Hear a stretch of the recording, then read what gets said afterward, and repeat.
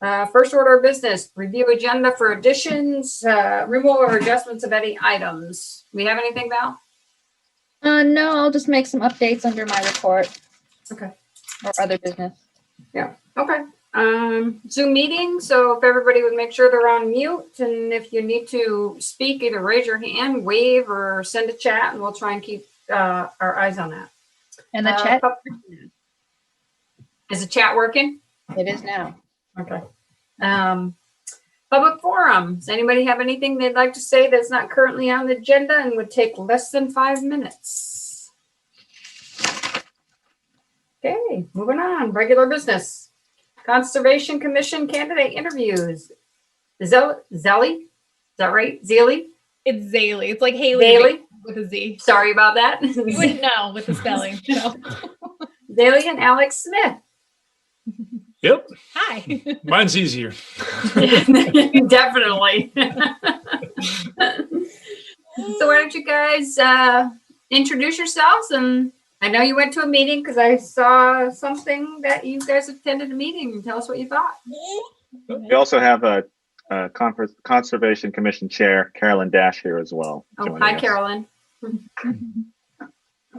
you want to say a few words, Carolyn, first, or you want to let them jump in? Sure. Yeah, we've had a lot of retirements in the last 2 years, a lot of turnover, and then because of the pandemic, we've had a lot of people that have found it really hard to join meetings remotely, or that have been extra busy because of all the new issues we're all facing. So we've had a lot of loss, and a lot of attrition, but not a lot of new members. And so we're really excited the Smiths are interested in joining, and then hopefully we'll get some new members as well. Spread the word. I've been posting on Front Porch Forum as well. So yeah, we're excited to have them join. It'd be wonderful.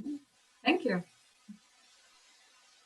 So go ahead, guys. So my name is Alex Smith, and I'm originally from the Adirondacks, but moved over to Leicester with Zaley a few years ago, and new to Bristol now. Also, I should apologize in advance. We don't have a babysitter. We have a 1-year-old he was doing all just kind of entertaining himself up until right the moment where we got on here. So makes perfect sense. So try to distract him for a moment. He'll be a future member. Yeah. No, I'm a local contractor, and as both of us are, very avid outdoorsmen, and very eager to participate in keeping outdoor spaces available to all of us here in Bristol. Yeah, so I'm Zaley Smith. I grew up in Bristol until I was 15, and then moved down to Leicester, and then lived in a couple other states, and now we just moved back a year and a half ago. And yeah, we're just I guess both of us are super dedicated to making sure that we have lots of land access, especially for our kids, and we plan to be here for a long time, so we want to participate. And going to a meeting didn't scare you off, so that's good. Uh-oh. Does anybody have any questions? I think that was Go a ahead, sound Joel. of endorsement from their son. I have just one, Michelle. Go ahead. Well, first of all, welcome to Bristol, young couple and a young child. How will you handle the babysitting when both of you got to be at the meeting? You may pay more in babysitting than you will what you make at a meeting, and I'd hate to see you. How would you Is handle? that about what we make in meetings? No, we don't. Yeah, You'll have to pay a no. sitter, I guess. So I guess how would that work?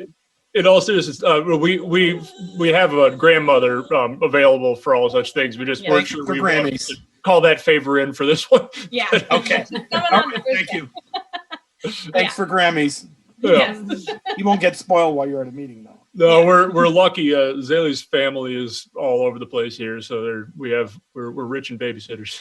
Okay. Thank you. Okay. Any other questions? Great. Well, thank you guys for coming and attending.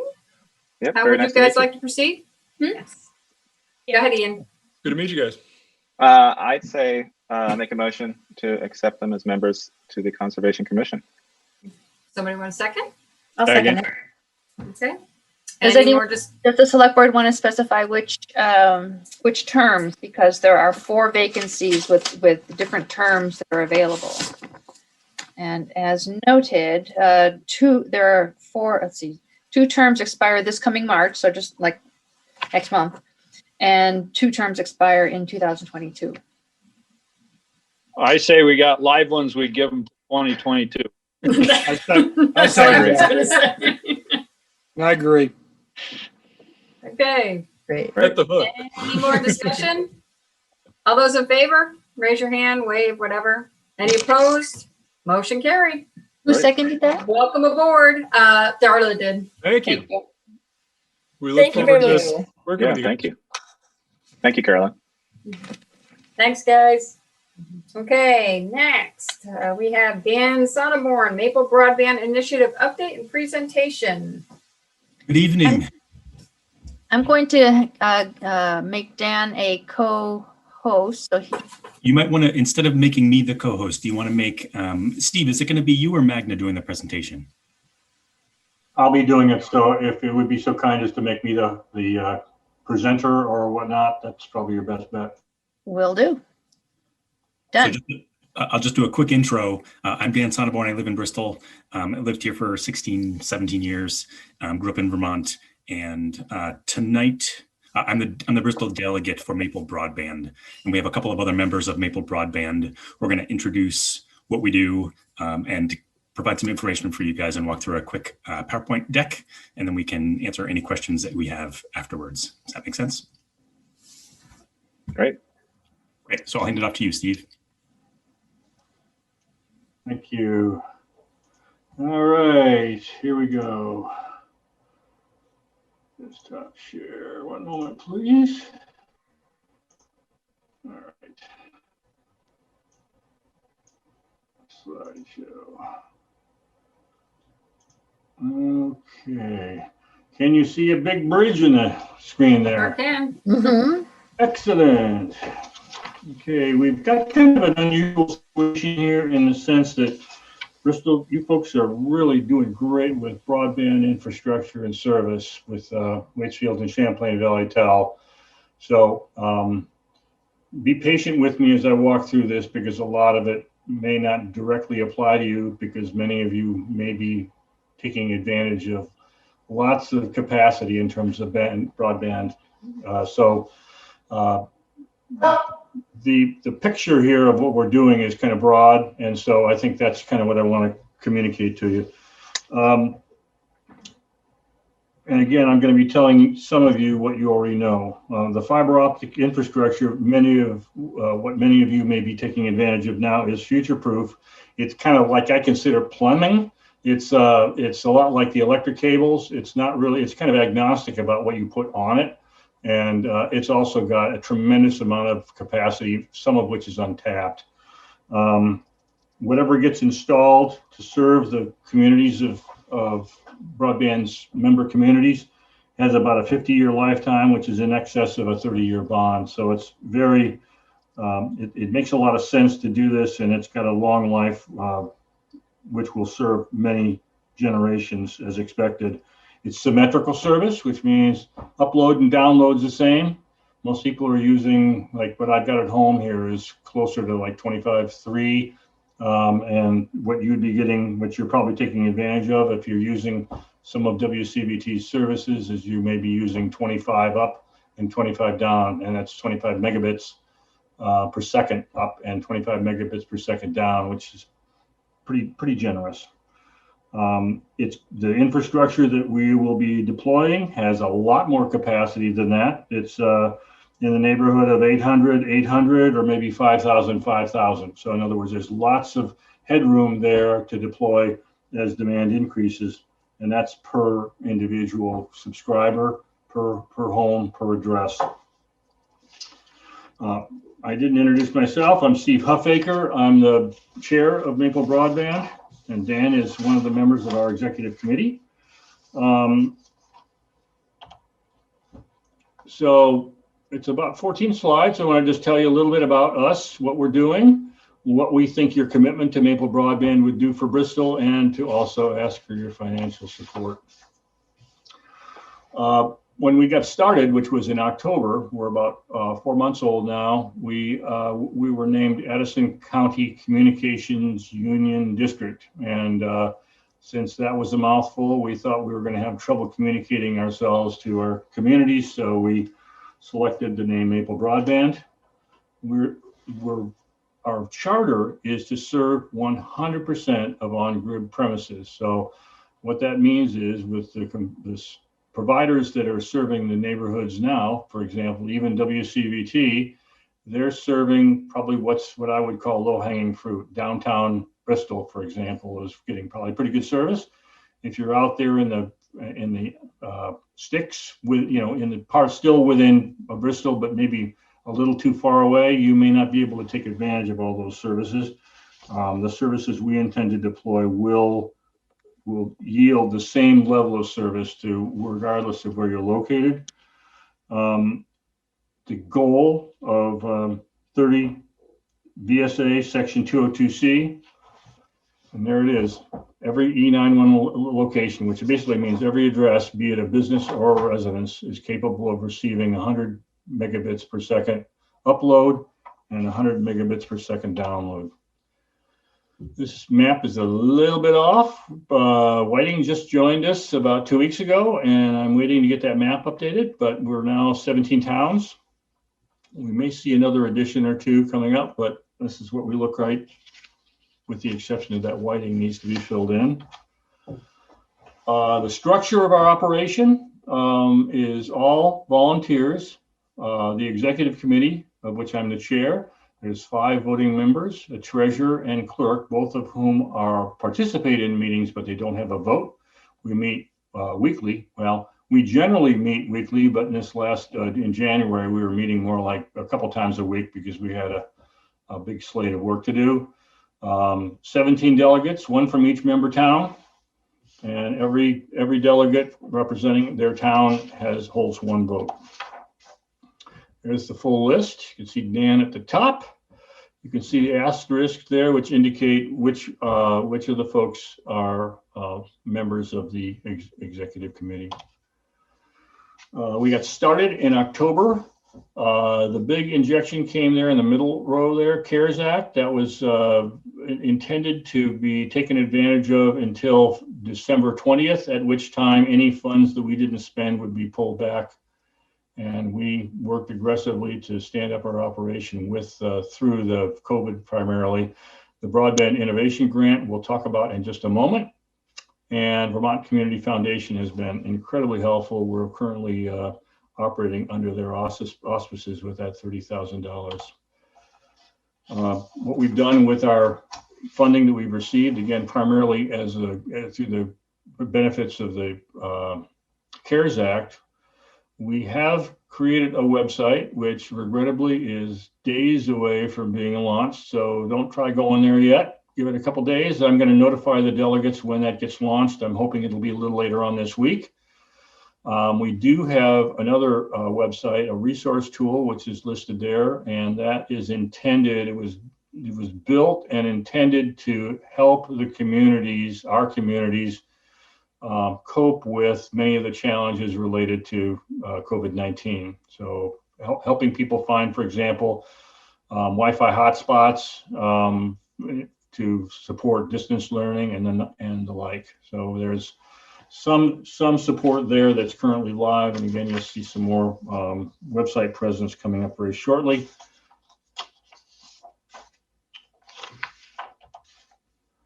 Okay, the Broadband Innovation Grant, which I listed briefly and touched on, that is the study that was engaged through the auspices of the Vermont Department of Public Service to help our organization, Addison County Communications Union District, determine if it would make sense and it made a good business decision to create a communications union district and deploy the infrastructure that will support our communities. The relevance to this comes down at the bottom there, conclusions. As a result of the feasibility study, it was determined that we are potentially viable under some narrow constraints. Addison County is not densely populated. And as a result, there are some constraints under our ability to succeed in that we couldn't go it alone. We really need a little help. So the two outcomes that might yield what we're trying to accomplish is either, as listed down below there, form a partnership or a merger with a neighboring communications union district. And the other one is form a public-private partnership with an existing provider in the region. And we'll probably circle back to that in a couple minutes. We are in 2021 and we're in the first quarter, and the reason we've been so busy in January is because we have been interviewing fiber infrastructure design, engineering, and operational service vendors, having conversations with potential operating partners. And one of those potential operating partners is Waitsfield and Champlain Valley Tel. The other potential partner is an entity south of us, ValleyNet, but they also have a presence in part of Addison County on the other side of the Green Mountains. So during our first quarter activities, we're hoping we can identify an operating partner, begin to negotiate an agreement with them, and as a consequence of those efforts, complete a business plan which will assist us as we enter into the second quarter and the balance of this year, involving community outreach, doing some high-level design work, poll data collection, some other design and engineering type of activities. So it's going to be a pretty busy year for us. Key to our success is funds. At a high level, we need to have the funds in hand to start doing construction. And as we expect, the funds that we need to begin with, we aren't going to need to continue reaching out aggressively to our community. We're not going to be funding this through taxes and town revenues. We're going to be doing this to begin with by approaching organizations such as the Bristol to find out about maybe a revolving loan fund might be something that we could talk about. At a higher level, the center item there, the loans, Vita is essentially a bank that might allow us to leverage the kind of funds that would really get us kickstarted. It's contingent on the assumption that we would receive some local funding by the local communities, and that funding would be potentially doubled, quadrupled up to the kind of funds we're talking about. So we need to demonstrate investment on the part of the community in order to achieve the kind of funds that we need to really get started.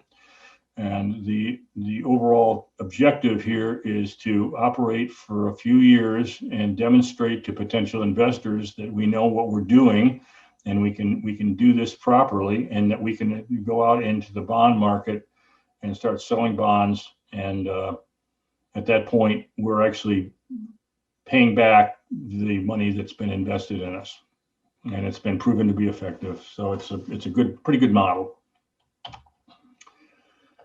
39% of the county does not have access to cable or fiber networks, and as I said, Bristol's benefits. We've seen some drawings that WCVT has shared about the service that downtown Bristol and the neighborhood has, and you guys are doing great.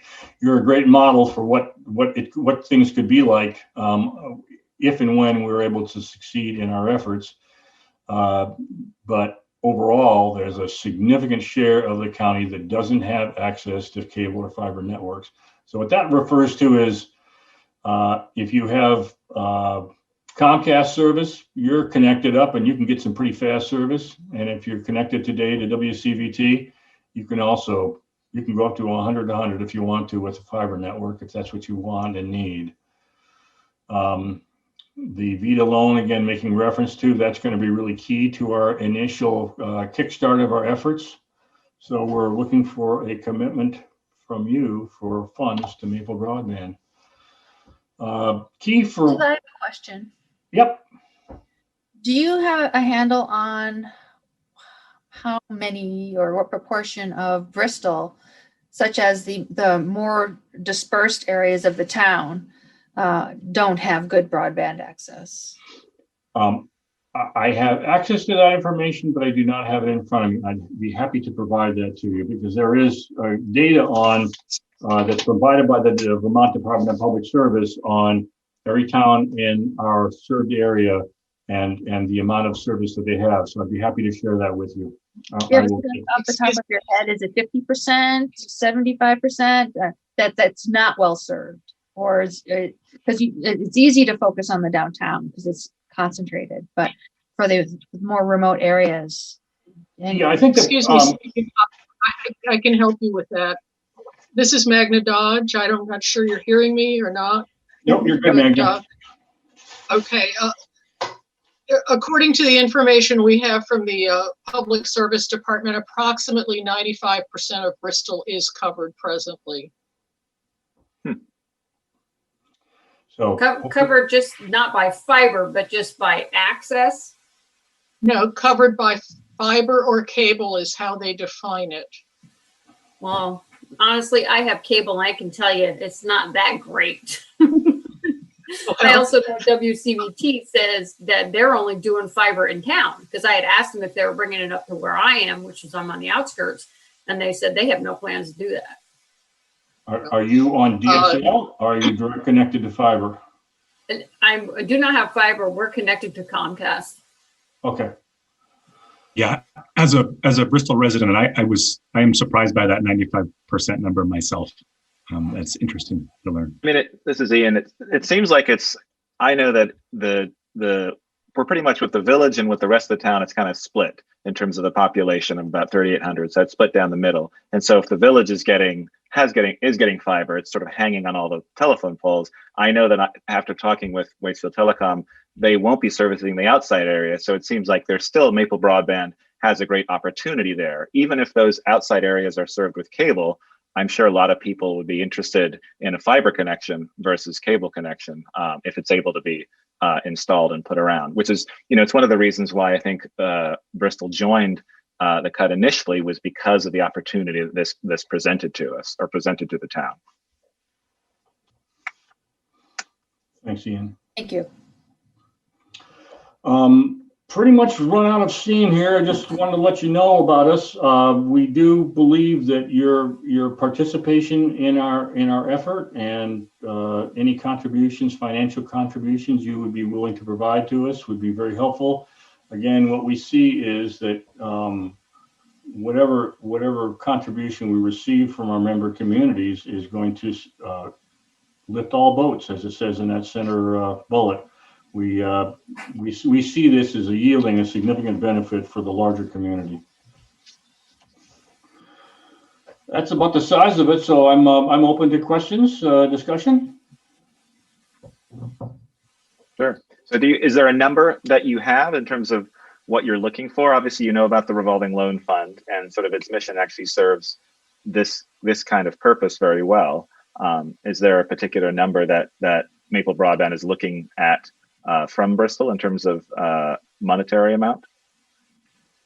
I don't think we brought it down to that. I can leave Magna to kind of provide a response, but I think from my perspective, I think our objective in order to really break free that $4 million VITA fund would be over in excess of $1 million. So we got a ways to go. Right. This is not my first presentation. I've been in front of other groups, and I'm going to continue to do presentations to kind of raise visibility to our efforts. And I guess the message that, again, I want to extend to all of you is that our objective is to deliver that high level of infrastructure, fiber infrastructure to every address in the county. It's not going to happen this year. It's not going to happen next year. We're in it for the long haul to get it done.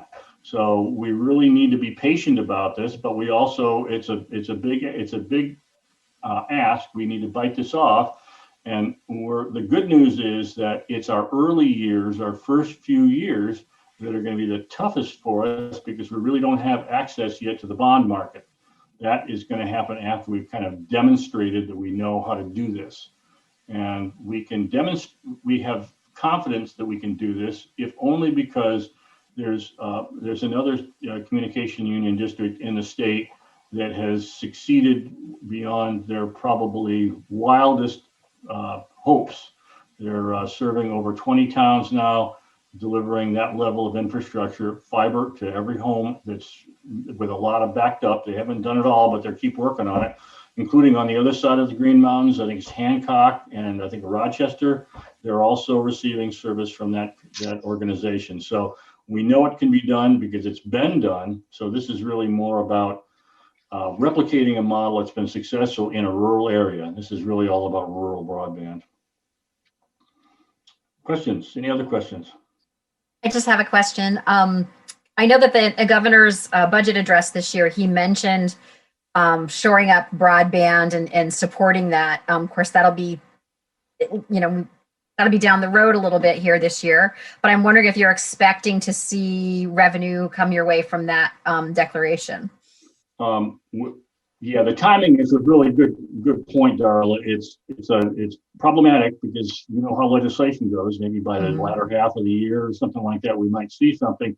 A lot of what there's a recognition in Montpelier about the fact that this is going to be a haul. We're not going to get this done this year or next year.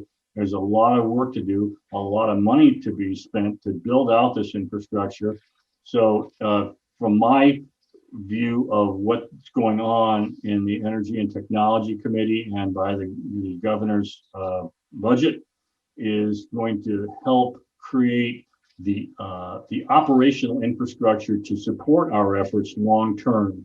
So I think I expect that we will see some funds from it, and we might well see sufficient funds that we can start to do perhaps a test build, if you will, build out some infrastructure to demonstrate the model, but it's not the kind of dollars we really need to build out as broadly as we expect to. Thank you. Other questions? I have a question. Speaking of timelines, when do you need the town of Bristol to make a decision on financial commitment? We do not have a deadline as it stands right now. Our operational model is such that our efforts that begin in the second quarter and run through the end of the year involve key to me is identifying an operational partner, which doesn't necessitate any funds.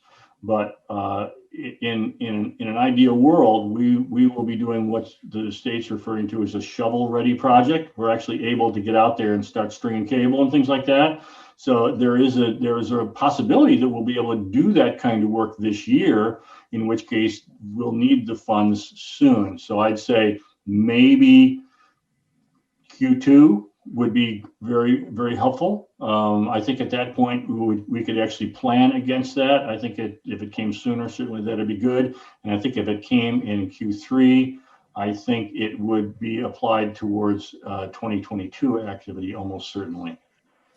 Magda, yes.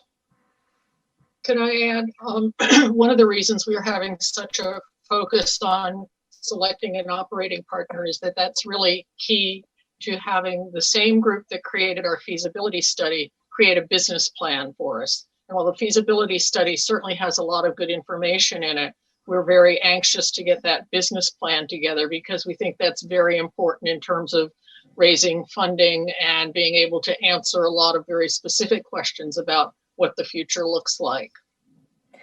And we would expect and hope that that might be towards the end of the first quarter, if that gives you any more of a time frame here. Speaking of your business plan, will the plan include capacity? Obviously, you're looking. The organization would benefit greatly from grant funding, but will the business plan also explore its capacity to deal with loan payments and ability to pay back loans and the commitment to be able to pay back loans? Yes, it will. It will be the business plan. I'm not sure whether it's 7 or 10 years, but it's going to provide the entire look, if you will, of the entire plan for the county. And certainly it would show you the putting on of subscribers, the cash flow that gets coming from that, and the ability to service loan payments. What we're not going to be able to do, quite frankly, is in the first couple of years, perhaps interest and principal payments, because we need subscribers in order to generate the cash flow to repay. Thanks. Go ahead, Joel. Is your plan, your percentage of money you want from the towns eventually, is that going to be determined on how many subscribers you have or how many miles of cable you stretched in each individual town? I take like the town of Bristol might have 60 odd miles of road and 3,800 people. In the city of Agens, I'm just guessing, might have 25 miles of road and 4,000 people. Is it based on population or based on mileage per capital of fiber optic? The two key objectives are to serve the most areas that are unserved or underserved. So if we've got a large portion of the county's real estate that has poor service or no service at all, that's one of our focuses. And the other one is just a logical business decision that we want to serve higher density areas, because that'll be a better business model for us. So it's kind of a mix there, because you're dense there in Bristol, but you already have what you need. So we might be more inclined to, well, another example is Vergennes isn't even in our communication union district because they are represented as being 100% served. So we need to, our objective here is to identify regions of our member towns that have adequate density where it makes a good business sense to deploy infrastructure, and where they're also not receiving the service that they are capable of. So I don't know, that's a pretty loose answer, but I guess that's the best I can give you at this early stage. And I guess my last question is, ever since Jim Douglas came on and then Peter Shumlin and so on, we've heard about the last mile. It never seems the last mile or two ever gets done. And, you know, we've got 95%, as that Margaret said, and then let's move on somewhere else. And your goal sounds great, 100%. Everybody's going to get connected, and everybody who that little baby was just holding in that mom's lap will get connected someday too in a new house. Where's the guarantee that 100% of, are you going to start work out back to the center or from the center out? And I guess that's the model involves making decisions not by geography, but by demographics more than anything else. We need to look to see where it makes the most sense, and we need to follow our charter. And again, we need to also deploy infrastructure in such a way that the revenues we get from subscribers helps pay back the debt that we're incurring. So it's really not center out or out in. It's more like looking at the demographics of the area and using the data that we have and that we're collecting to identify those unserved and underserved areas and use that as our basis. So I think one of the biggest challenges that we're hearing from some of the CUDs that have succeeded is that it's always, once we say we're doing this, they all say, well, I really need some in my home. When are you going to serve my home? And I think the real problem is that we're dedicated to the community. We're all, Magda and I, we're locals. We're Addison County locals. All the members of our executive committee are all Addison County residents. All the delegates are Addison County residents.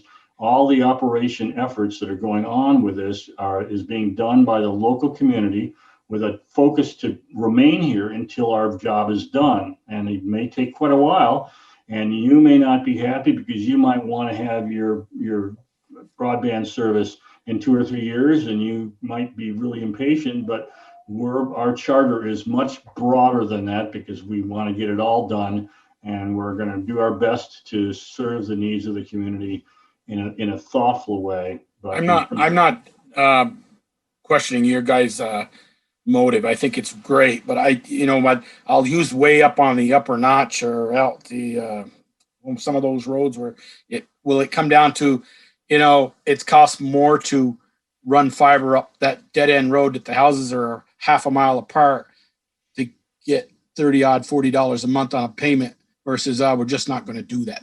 I guess that's always been the crook of the problem with everybody. It doesn't make sense to run out through there because it's only one or two houses and the payback isn't there. Is that an issue? Go ahead, Magna.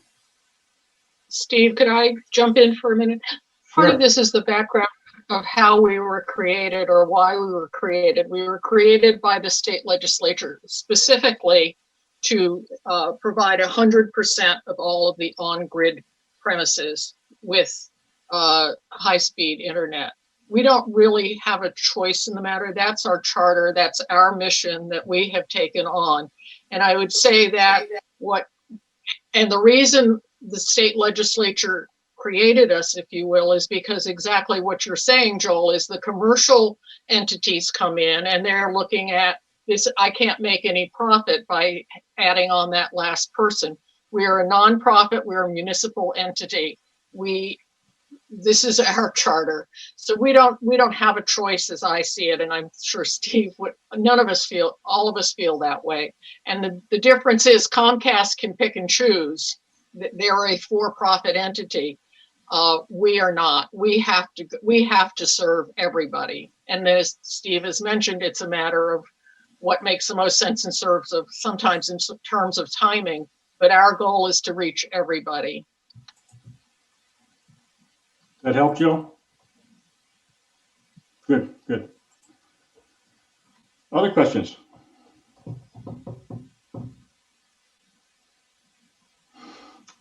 Well, thanks to all for your time.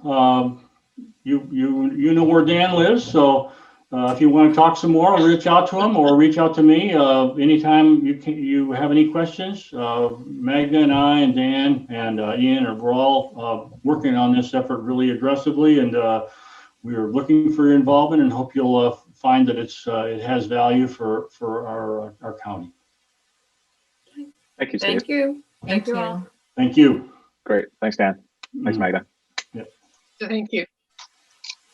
Okay. Next order of business, Water Commission reconsider request for the Addison County Community Trust for the KTP Trailer Park to become a consecutive water system. We discussed this back in October, but apparently there was a miscommunication, so nobody was here. I see Chris is here today, so Val, I'll let you take the floor to give us an update. Sure. Thank you. Yes, back in October, earlier than that, they requested that the Kilburn Trailer Park, KTP, be approved as an exempt consecutive water system. Now, it would require state approval, so there would need to be an application to the state, and the state would need to approve it. But that would first require the Water Commission to approve that as well and sign off on the application. And at the time, right now, KTP, and Chris can explain more about this, but KTP has an independent water operator. They have independent sampling requirements because they are a separate water system serving a public population. And if approved, then KTP would become part of just another extension, an ordinary extension of the municipal water system, although it would still be served by a master meter and as far as we know, currently understand, would still be a single bill to the Addison County Community Trust rather than to the individual occupants of the trailer park. So at the time when we first considered this in October, it was believed that the water district would need to update its sampling plans and take on some additional responsibilities with this proposal. And at the time it was, there did not seem to be a corresponding benefit from a business perspective to the district. And so the select board declined the request. But since then, we've gotten some more information from the Department of Environmental Conservation, and at least currently, under current conditions, no additional sampling would be required if they were to be connected or be approved as an exempt water system. So I would recommend Chris take it from there and proceed with your proposal. Hi, this is my first select board meeting, so this will be fun. So I was approached by our water monitoring company, P2 Environmental, about approaching the towns for making some of these mobile home parks that are on community water systems to be included in the testing that you already do for the town of Bristol. I do have to do monthly water testing at the park. I sample one site, varied based on what the protocol is, and it gets sent out for coliform and E. coli. And I also test it for chlorine residual. And then we have had testing that's like the lead and copper that we just did in 2020. You know, the occasional testing. And when it was explained to me by Patricia Beavers from P2 Environmental, this is all testing that the town of Bristol is already doing.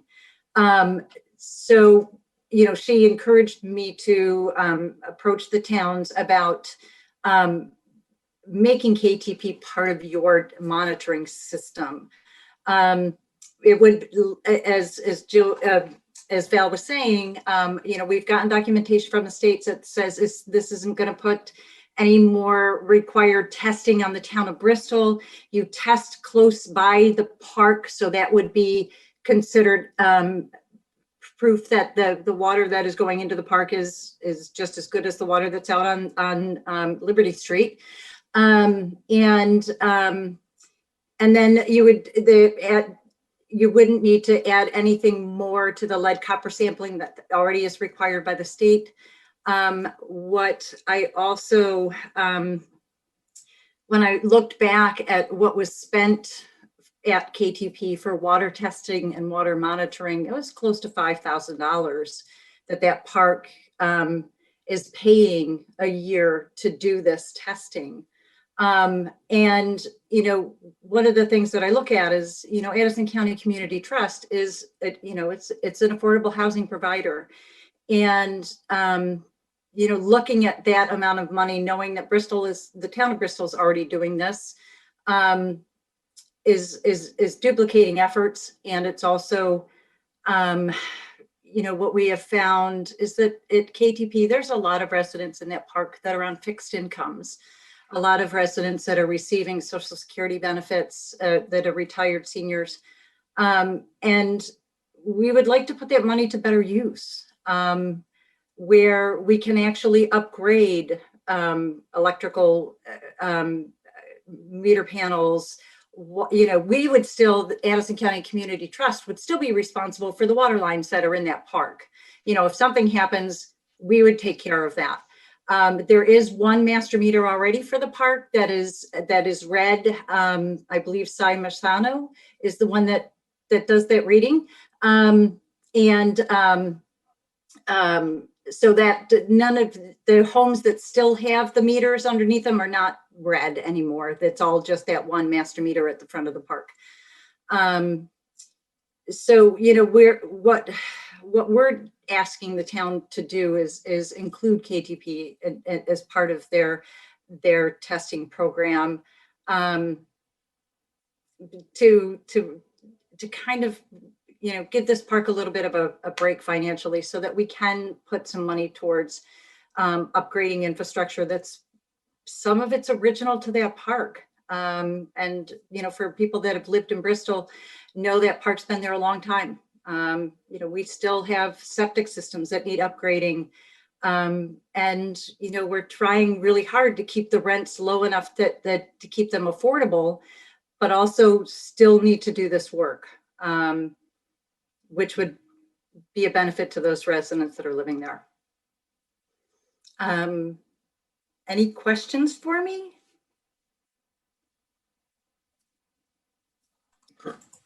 Shall I have? Go ahead. You have a parks in the Champlain Panton Water District, correct? Yes. Middlebury. Yes. District.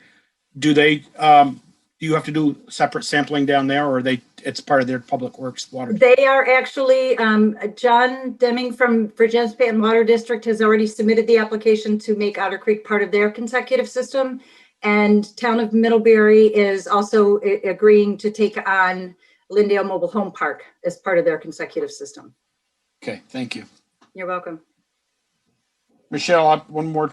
I did talk to Alan. I called him today and asked him this question because I was a little confused. And basically what Chris was saying, that it's not going to add any more cost to our water department to do this. He said the sampling and stuff is fine. He wouldn't agree to take over the water system over there and the pipes and stuff. From the master meter in, everything west of that master meter they own. Mm-hmm. Yes, and ACCT would be very willing to continue to take care of that, to continue to take care of the lines that are inside that park. What about the master meter? Who's responsible for that? I think the town did you just replace the master meter there? Yes, we did. Okay. Yeah, but whose dime is that? Whose dime was that on? Is that the town's or is that the ACCT? To my knowledge, we did not receive a bill for that. Jill. It's like a curb stop. The meter pit, think of it as a curb stop. The town owns the meter pit. Okay. And the town owns the meter just like they own the meters in the customers' homes. The town does not own after it leaves that meter pit. That's where KTP owns. And I will also confirm I did speak through email directly with Ben Montross. He's the compliance division, to just make sure that indeed there wasn't going to be a financial impact to the town, so that you would know the exact impact of the decision that you guys were making. So he did say we wouldn't have to add any new locations for lead and copper, because they were 10 locations twice a year, which is 20 samples a year. We're 10 locations every 3 years. So that would be 60 samples instead of 10 over a 3-year period. He also said we wouldn't have to add any new routine coliform samples, which would mean that we don't have to put a sample location inside of the park. Sample locations are generally going inside of the residence or business to take a sample. So it's nice to know that we can just take the sample that we already have on Munsell/Liberty and the other sample that we have on West Street, and that's before and after in both. And that because DBPs are both for age and furthest away locations, this park does not change those locations either. So the sampling plans that we do have, the frequencies, etc., will all be satisfied to meet what KTP needs for water sampling. So I'm pretty comfortable in the fact that we shouldn't be, as a town and a water system, having to take on any additional costs, and it does make sense from that perspective. The bigger part is to just assure that, like you have with your other consecutive systems, you continue to have an understanding that ACCT or whatever the consecutive system might be continues to own that infrastructure beyond the meter pit. Michelle, I got a follow-up now. Go ahead, Joel. Jill, when you guys test, do you say about 3 locations in town, 3 or 4? It depends which one. So we have 4 different sampling plans. Well, if it played out and you did a sampling at the last trailer, one of the last trailers in the park on the west end, and you did 3 others in town, and that sample in the trailer came back with lead, let's say. Let's just play this out a little bit. That then would be the responsibility of the trust to repair those pipes, find where that lead water is coming from. Am I correct in saying that or not? Well, lead and copper is interesting, because lead and copper generally it can be contributed by the system, and it can be contributed by internal plumbing of a building. Mm-hmm. So well, that's why I said if you're doing 4 and only one of them in the park came back to lead, the other 4 around the village didn't. The water system came back. To be clear with you, the state is not going to require us to add a location inside of the park. Oh, okay. So while they did require that for Woodland Apartments, they are not requiring that for this one. So I don't see, unless they change their mind or years from now they say, hey, let's redo the sampling plan. I don't see that as a current issue. I will say we have had in other communities where there's been a high lead or a copper hit, and I've done additional testing to figure out, is it inside the premises? Is it in the system? By checking next door to see, is it in the system? By checking inside of the building to see, is it a first draw? Is it after a couple minutes? We can kind of tell, is it the faucet? Is it plumbing inside the building based on after how many minutes we're seeing the contamination in the water? But that's according to what I'm seeing from Ben and the rest of the team in compliance, it doesn't appear that they're going to make it an issue. They don't want to place additional burden on the town. They want to reduce the burden on the park. So it seems to make sense in that way. And again, it's just a matter of, Chris has said it several times now, that they understand they own the infrastructure. Mm-hmm. And there was just a brand new meter put in this past fall, and the meter pit was reset, put a riser put on, and some waterproofing, etc. done, so that this new meter will last for many, many years. We had a pretty significant amount of water in there. It was, yeah, but that was fixed.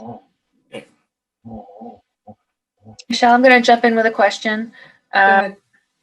Just to clarify, communications with the residents, there's going to be a single, as I understand it, there would still be a single bill sent to the community trust, and the annual water quality reporting that would still be provided to the trust, and the trust would communicate that to the residents. Mm-hmm. Yeah, that's, yep. We'd still be willing to do that. Yes. Okay. So let me just cut this to the what I'm getting is like there's really no benefit to the town to do this. I mean, all the benefit is really to ACCT and the trailer park, which I get, but there's no additional cost to the town at this point.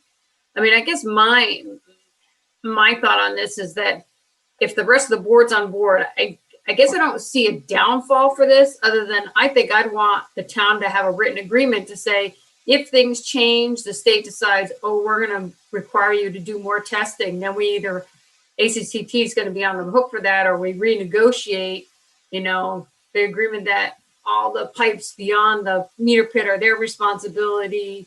Any issues with that are their responsibility. They pay for that. The communications with the residents, that's on them. So, I mean, I think we just need to have something written, like the agreement that we had. Now, I think you gave us a copy of that from way back when. I mean, that's just how I feel, but what does the rest of the board think?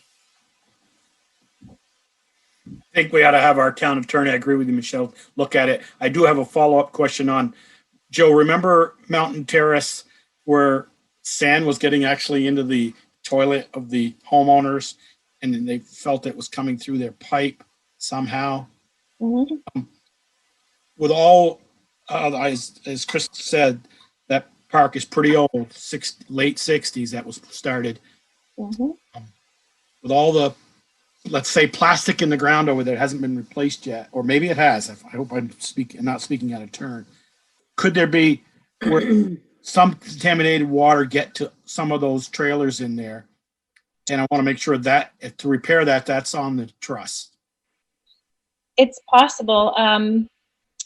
So because most of Bristol, except the downtown core area, has on-site septic systems, if a septic system were to be failing, mm-hmm. and a water line or a water service were to be leaking, and be under low pressure, meaning not really pushing out, but having the potential to suck in, that's when you have a potential for, E. coli contamination.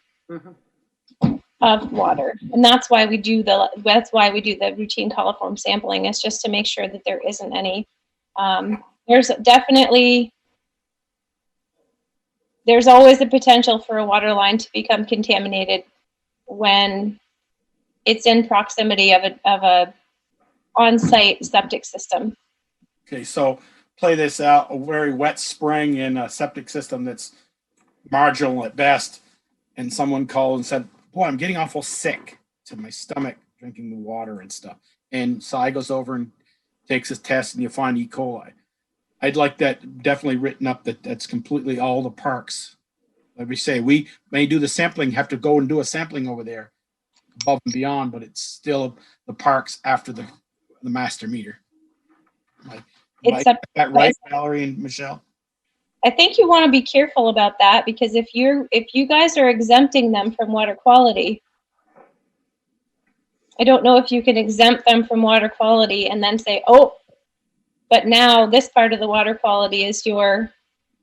I didn't mean, if I said it wrong, I'm sorry. I didn't mean, I'm not saying we're exempt them, but I'm saying is there is an issue west of that master meter. And yeah, so if the issue has to do with water quality, it's the town's issue after they're exempted. If it has to do with the break is KTP's issue to fix, but the water quality issue is the town's to deal with, meaning we will have to sample, we will have to do boil water notice, we will have to do a do not drink notice if it's an E. coli hit. We will have to do several repeat samples and remediation. So if there is a hit, I haven't seen an E. coli hit. I'd like to knock on wood somewhere. This could be a cost to the town if something should happen like that. God forbid. It could be in any part of your system, but yes, in that part of the system as well. Yes. But if you're doing testing, say you do a spot on Liberty Street and there isn't anything, and then you have to go into the trailer park and test, and there is something, is that telling you it's beyond the meter pit? Or that's what I was looking at. Okay. That's what I'm asking. We're currently not required to take any samples inside of the trailer park. Right. I think that's what Stroll's asking, is saying if an issue should come up and it's determined it's a water quality issue and it's determined it's beyond the meter pit, he just wants to make sure it's not on the town's line. It would be. If they're exempted, I want you guys to understand that, because by exempting them and putting them on the town's water quality plan, we, the town water system, is responsible for their water quality, not their infrastructure, but their water quality.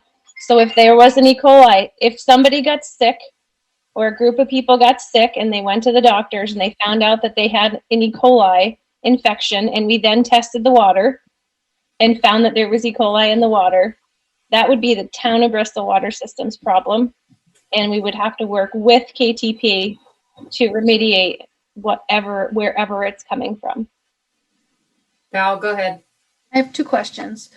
Does the meter pit and the appurtenances within the meter pit have any kind of devices to prevent backflow into the main water system? That's my first question. And then my other question is it reasonable or practical to be thinking about KTP as comparable to an apartment complex in terms of ownership and maintenance responsibility? Because ordinarily the town would not be communicating with apartment dwellers necessarily, or we won't necessarily know who's who there, because people come and go, and we would be communicating with the property owners.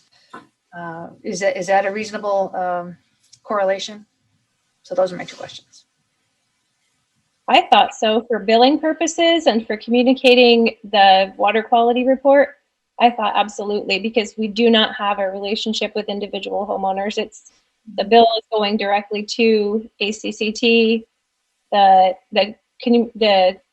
consumer confidence report link is coming with the bill. That's going to just the billed customer. So that's my understanding. The tricky part that Michelle is bringing up and that Joel is bringing up is that if there is not part of the sampling plan, but just an independent water quality issue inside of the park, with them exempted, the town is responsible for their water quality.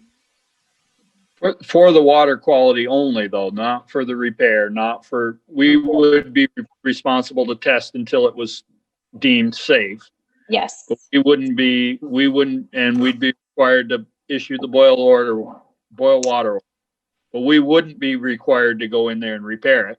I mean, I would think we'd need some sort of language that would say that it would be repaired immediately, so that we didn't end up with an issue right that was prolonged because of it. I mean, right. I remember one house in the village that I changed had an old cesspool, and I dug the cesspool up and put in a septic tank, and the water line ran through the cesspool, and it was a galvanized water line. So, Oh man, I bet they had some belly aches in that house. they didn't actually ever have a problem. They didn't know where the water line was until I replaced the septic tank. Thank God for high pressure. Yeah. Well, I replaced the water line and put in copper as well. So Yeah. but You didn't leave it there in the septic tank, did you? no, I didn't. So I did just want to bring it to your attention. Those water lines in KTP were replaced in 2004.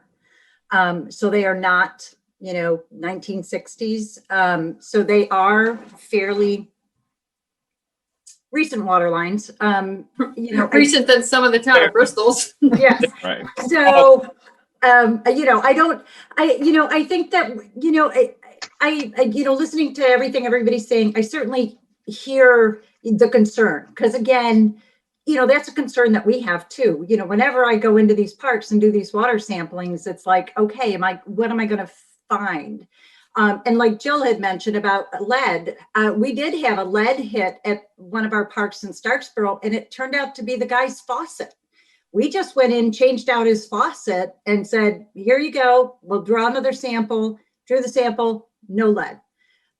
So, it can be something as minor as that. Granted, it's scary. But when we did the lead copper testing in 2020 at KTP, we took from a huge variety of ages of homes from the 1960s to 2019, I think was the newest home that we had, that we pulled these samples from, so that we would have a good idea of how these homes would be reading, regardless of, if they were 40 years old or 2 years old. So that we would know at ACCT if there was something brewing there. So yeah, I'm sorry. I did want to bring that to your attention, that these water lines are fairly new.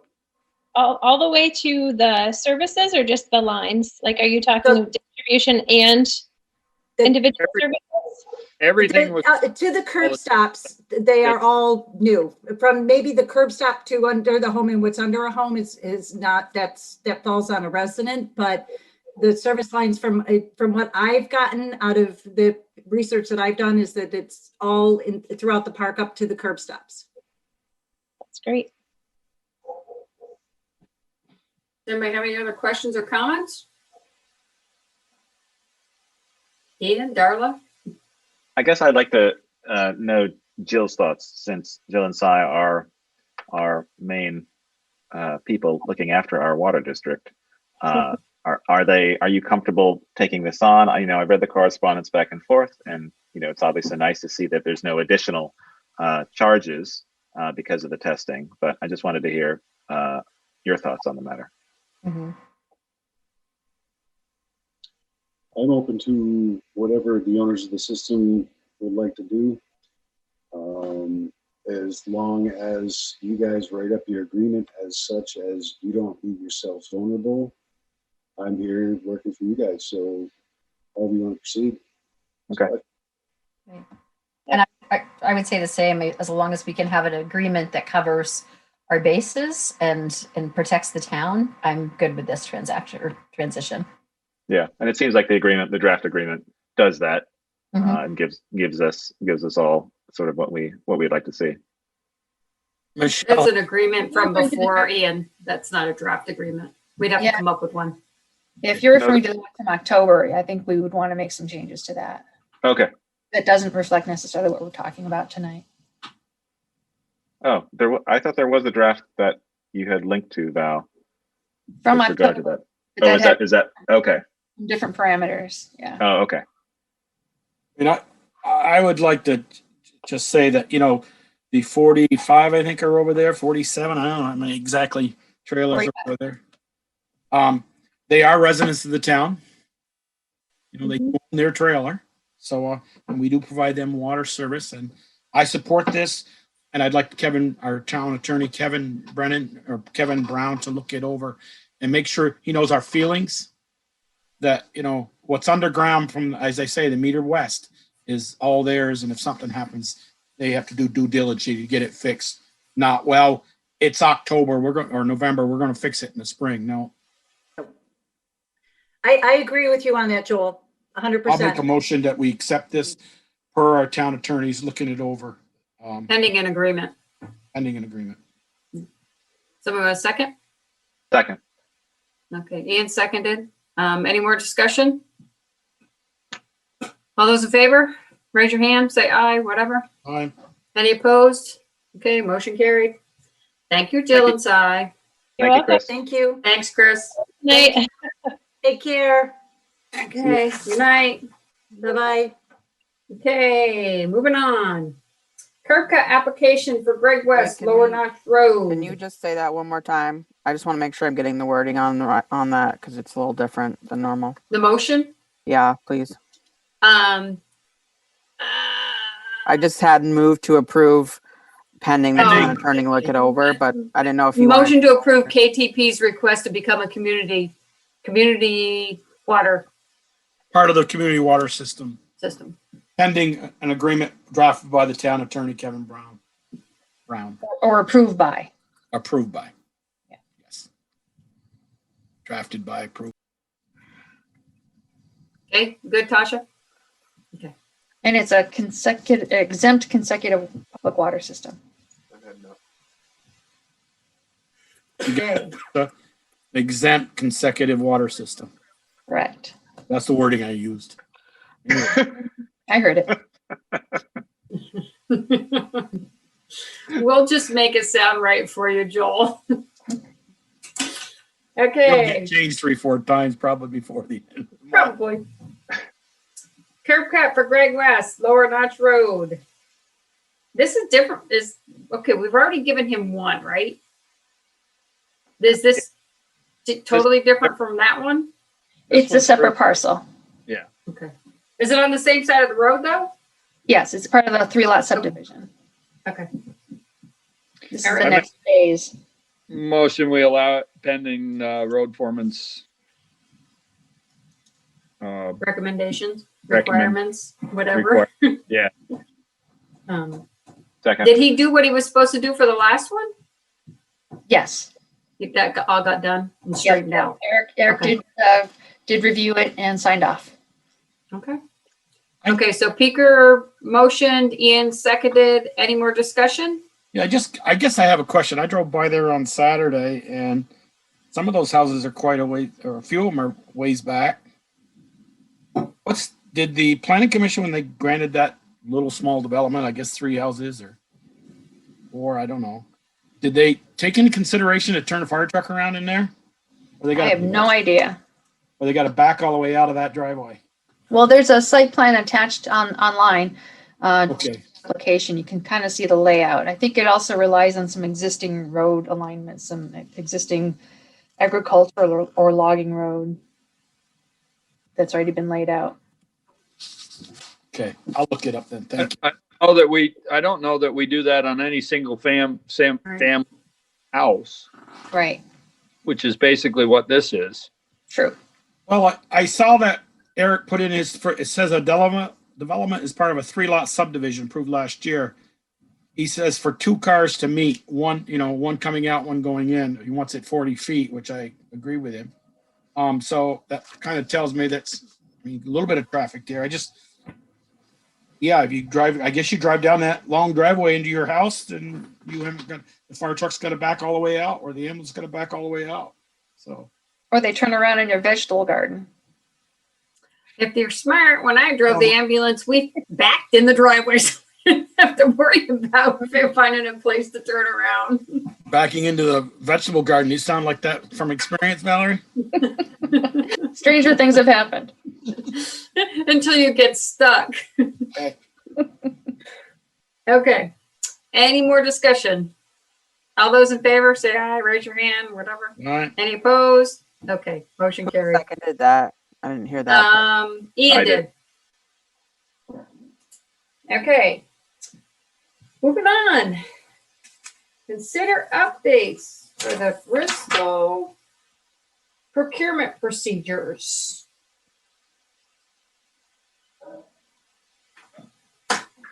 So this kind of Val, you got the floor.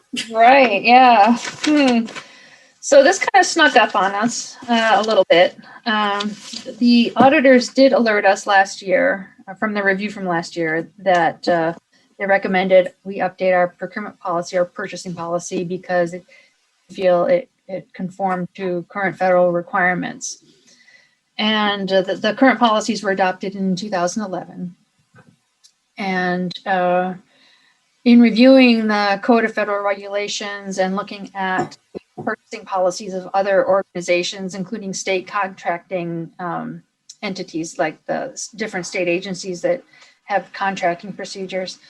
So I started to put together what it looked like, the minimum necessary requirements. And then I found, thanks to Jen, she tracked it down, 2019 template and guidance produced by the Vermont League of Cities and Towns for purchasing policies that are intended to comply with the federal guidance.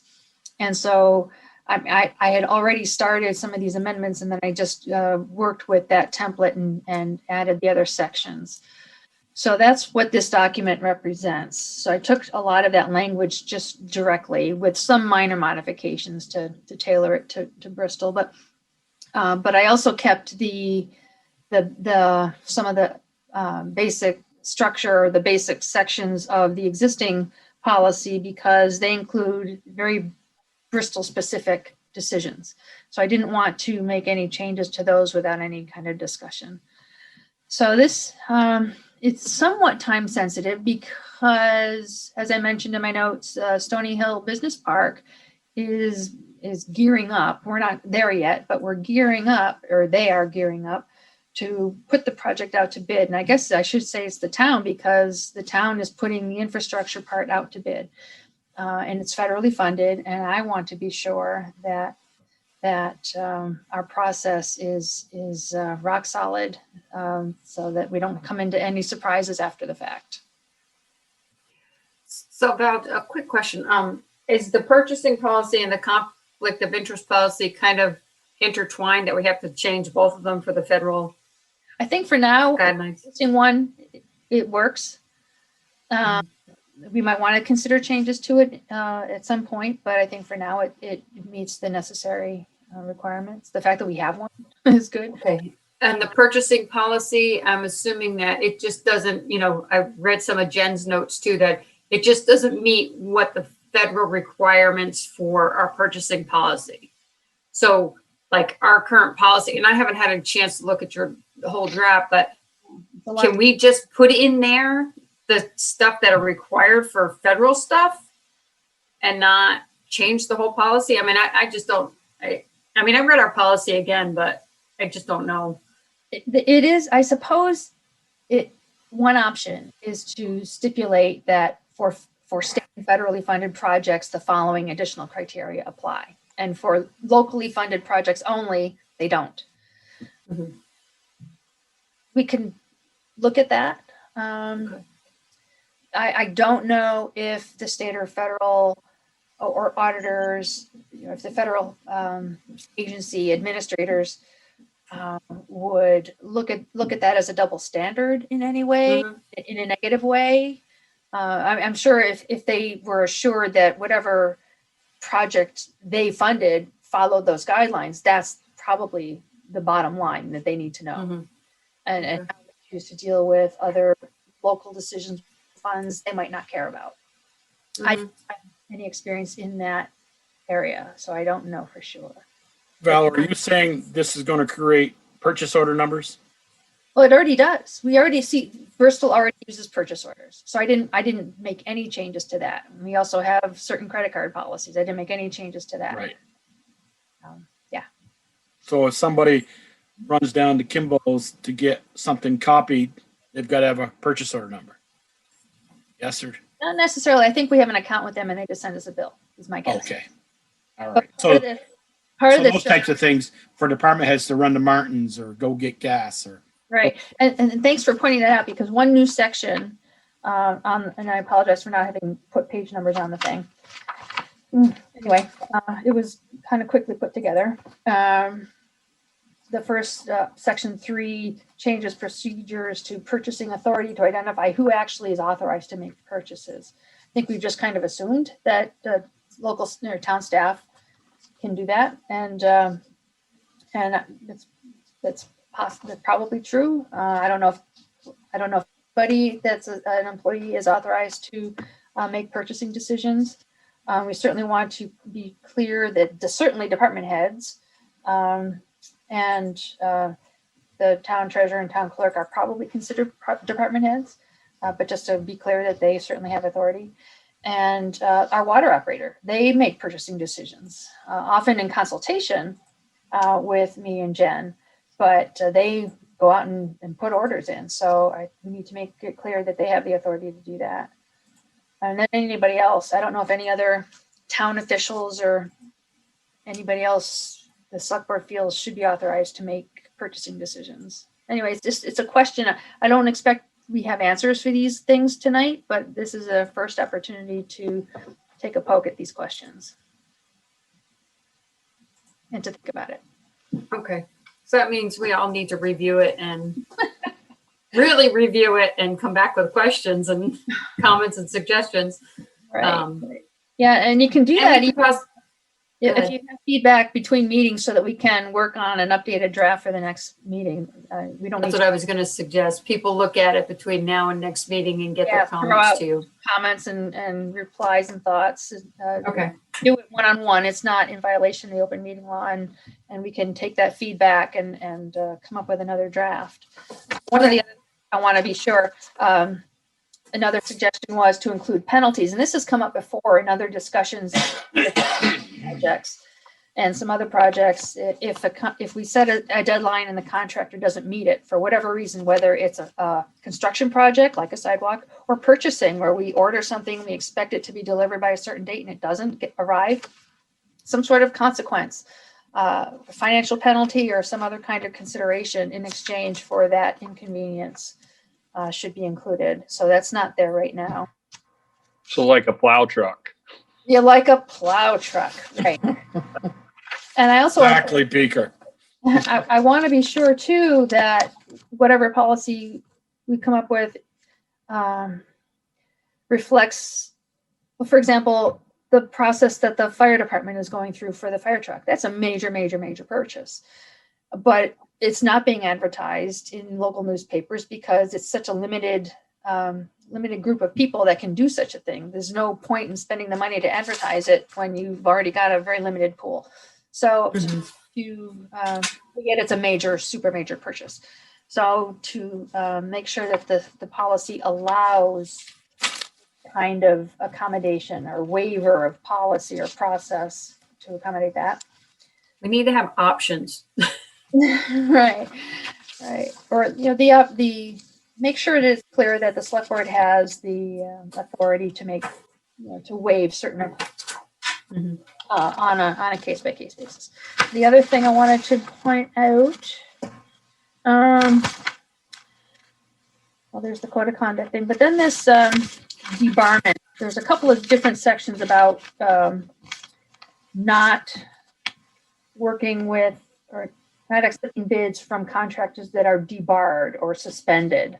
The federal government maintains its list on what's called sam.gov, which is referenced in the VLCT guidance. And the state of Vermont also maintains its own list of debarred or suspended, what they call employers, it's basically contractors. And for state and federal contracts, those funds cannot be used towards hiring any of those folks. So a question in this draft is, does the town want the same thing for its even local projects? Because right now we can make a distinction for state and federal projects. Anybody that's debarred won't be considered. But a question I have is, would the town want the same standard? Does the town want to hire somebody that's been debarred or suspended? Or do you want to be more flexible? So that's a question. Under what circumstances would someone be debarred? Well, that is a good question. I tried to find that out. My limited guess is something like being not current on taxes, or maybe some other complaint or lawsuit or something, something where they have questionable practices that have, there's a timeline, so they're debarred for a certain period of time, so they have some time to correct whatever the problem was. We might not necessarily know in each case what the reason for debarment is. It's just something wasn't kosher and they weren't allowed to accept new projects.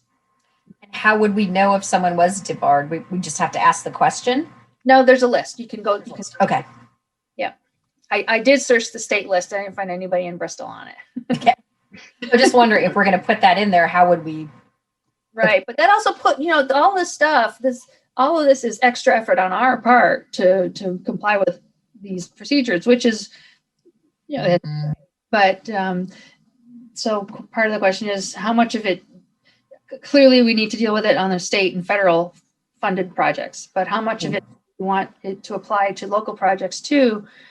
One could argue that why not? What's the difference? Could you put that on let's say you're going to bid out sidewalks or something, and you said, or new town barn, and you said if the contractor is on the state debarred list or penalty list, Don't bother. Apply. Could you Right. do that in the? Yeah, it would. Yeah, that would have to be specified in the proposal, the request. I would like to see some language when we put stuff out to bid, and if they give us a start date, and it's engineers say it's 6-week project, and it's 10 weeks before they even got started after the start date, and I'd love to see some penalty. Mm-hmm. Yeah. Yeah. The other thing I want to point out is the affirmative action and local preference. I don't recall if that was actually in the VLCT guidance, because I looked at multiple sources before I found the VLCT guidance. I was looking at all kinds of other policies and procedures to try to respond to this. And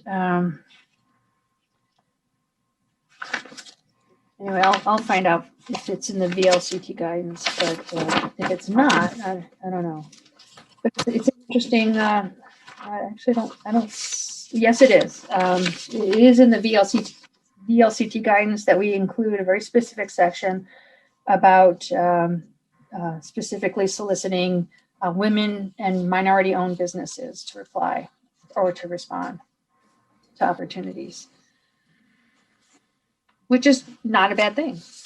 This is not something we're accustomed to doing directly at this point. No, that's not a bad thing, but if you don't have those type of people, businesses within your town, does that Right. mean you have to go out and seek them? Well, oftentimes, if we're advertising, broadly in terms of the Addison Independent, which is a countywide publication, and I often use the 7 days because it has a broader distribution and it's out for a whole week, Right. and that has a broader distribution. So, I'm putting it out there, just making it. The purpose of that policy is to make sure that we include in our advertisements that women, minority-owned businesses are encouraged and invited to apply. Having this in the policy is to direct us to remember to do that, to know to do that. Okay. Yeah. And the other thing I wanted to mention, if I can find it, documentation department.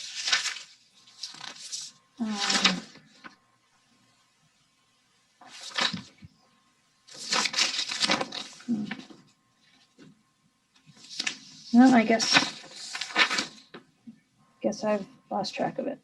Maybe that was it. Well, if you think of it, you could send us an email.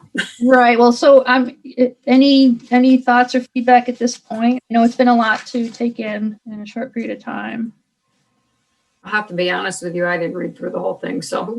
Oh, sure. Yeah. Anybody else? I also want to be sure to add an opportunity for electronic bids to be submitted, because right now it's all drafted at sealed bid kind of stuff. But I want to make sure that the flexibility to accept electronic bids because that's the direction a lot of things are headed.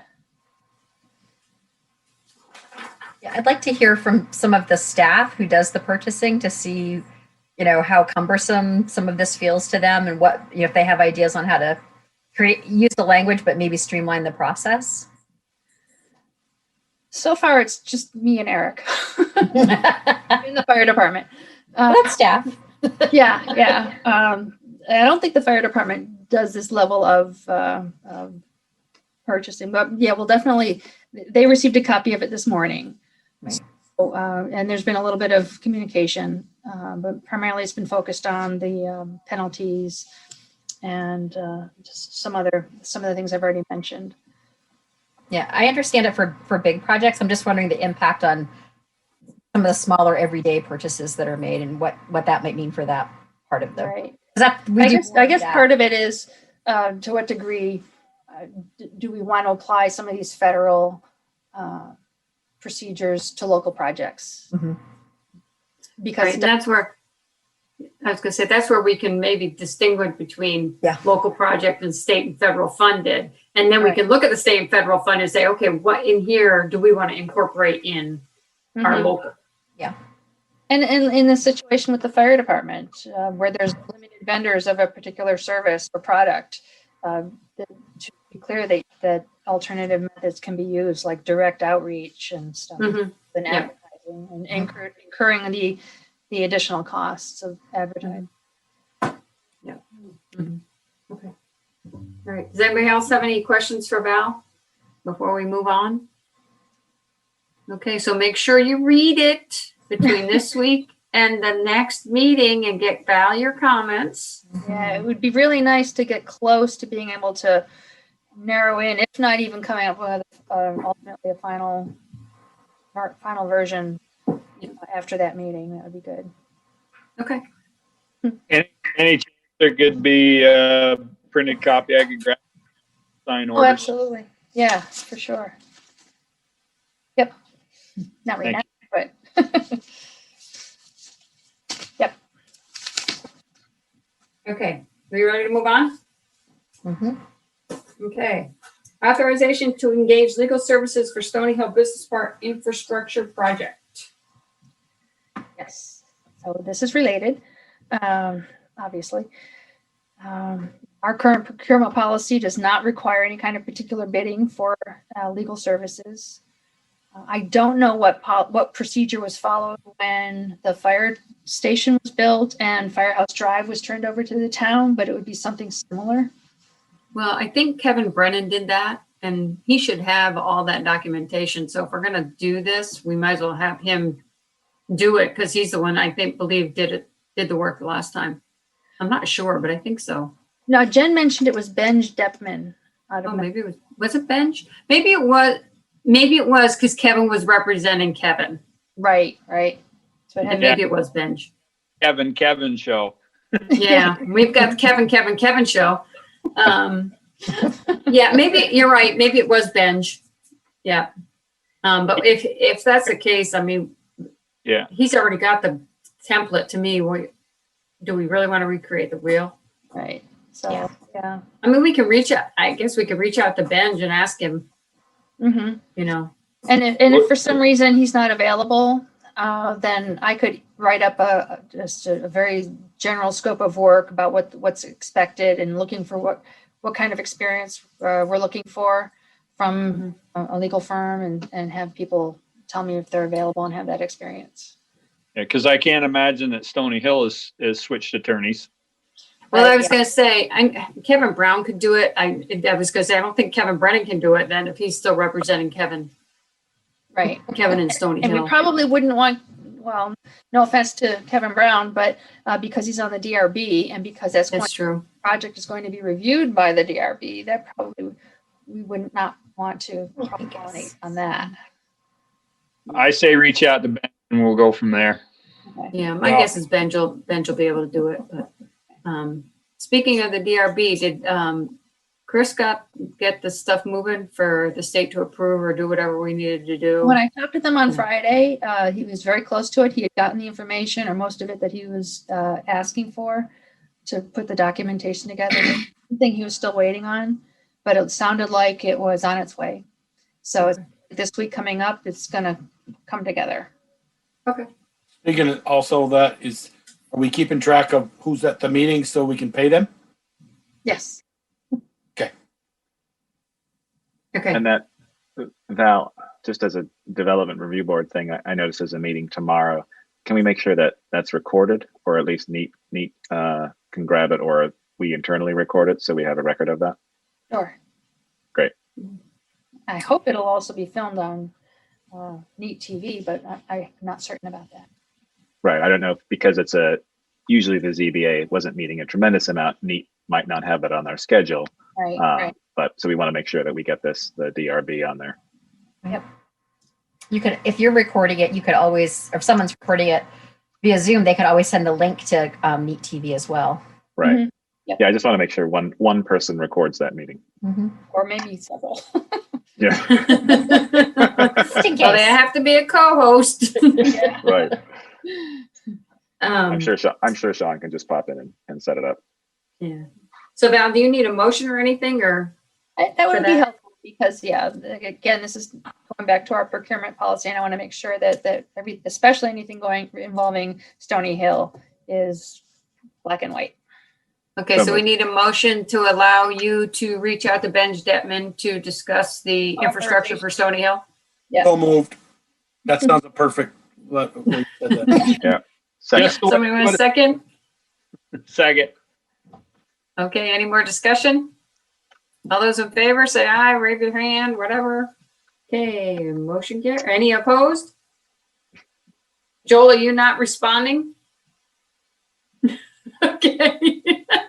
Motion I carried. went and put I muted it. So yes, I Okay. All right, moving on. Grant authorization request to the Wait, 1772 can you Foundation spell- for repairs to Holly Hall. Oh, sorry, you- Tasha, go ahead. I can't mute myself and talk at the same time. Can you just spell his name for me? It's Benjamin Okay. Detman, 2 Ps. 2 Ps, yep. Deppman. Okay. Thank you. Okay, I think it's 2. go ahead, Val. Oh, you were just. The 1772 Foundation. No, actually, the grant, the rec department grant first. Oh, did I miss that? Oh, sorry.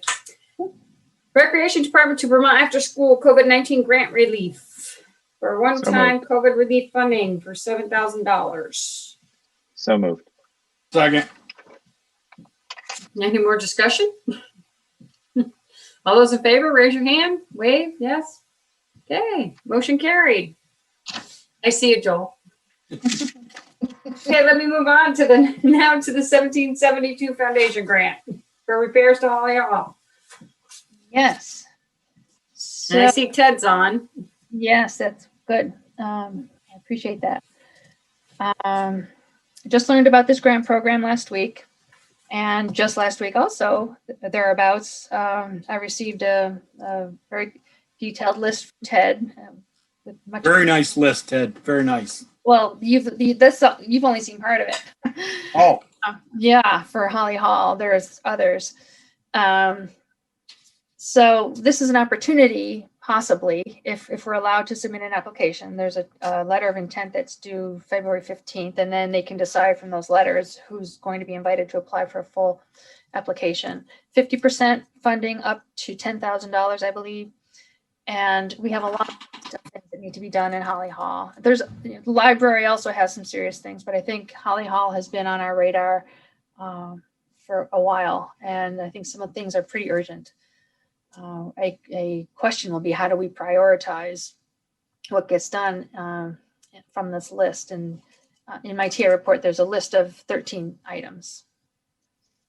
I would say we prioritize it by what they're gonna allow us to spend that $10,000 on, because there's certainly way more than $10,000 worth of work there. Right, and the part of the challenge right now is we don't have cost estimates. It's difficult to get cost estimates for these things because the contractors are very busy, and a lot of the folks just weren't interested in or available to take the time to look things over and give us an estimate. So we have to just ballpark it, and that will probably not make for a strong application or a letter of intent, but maybe it will.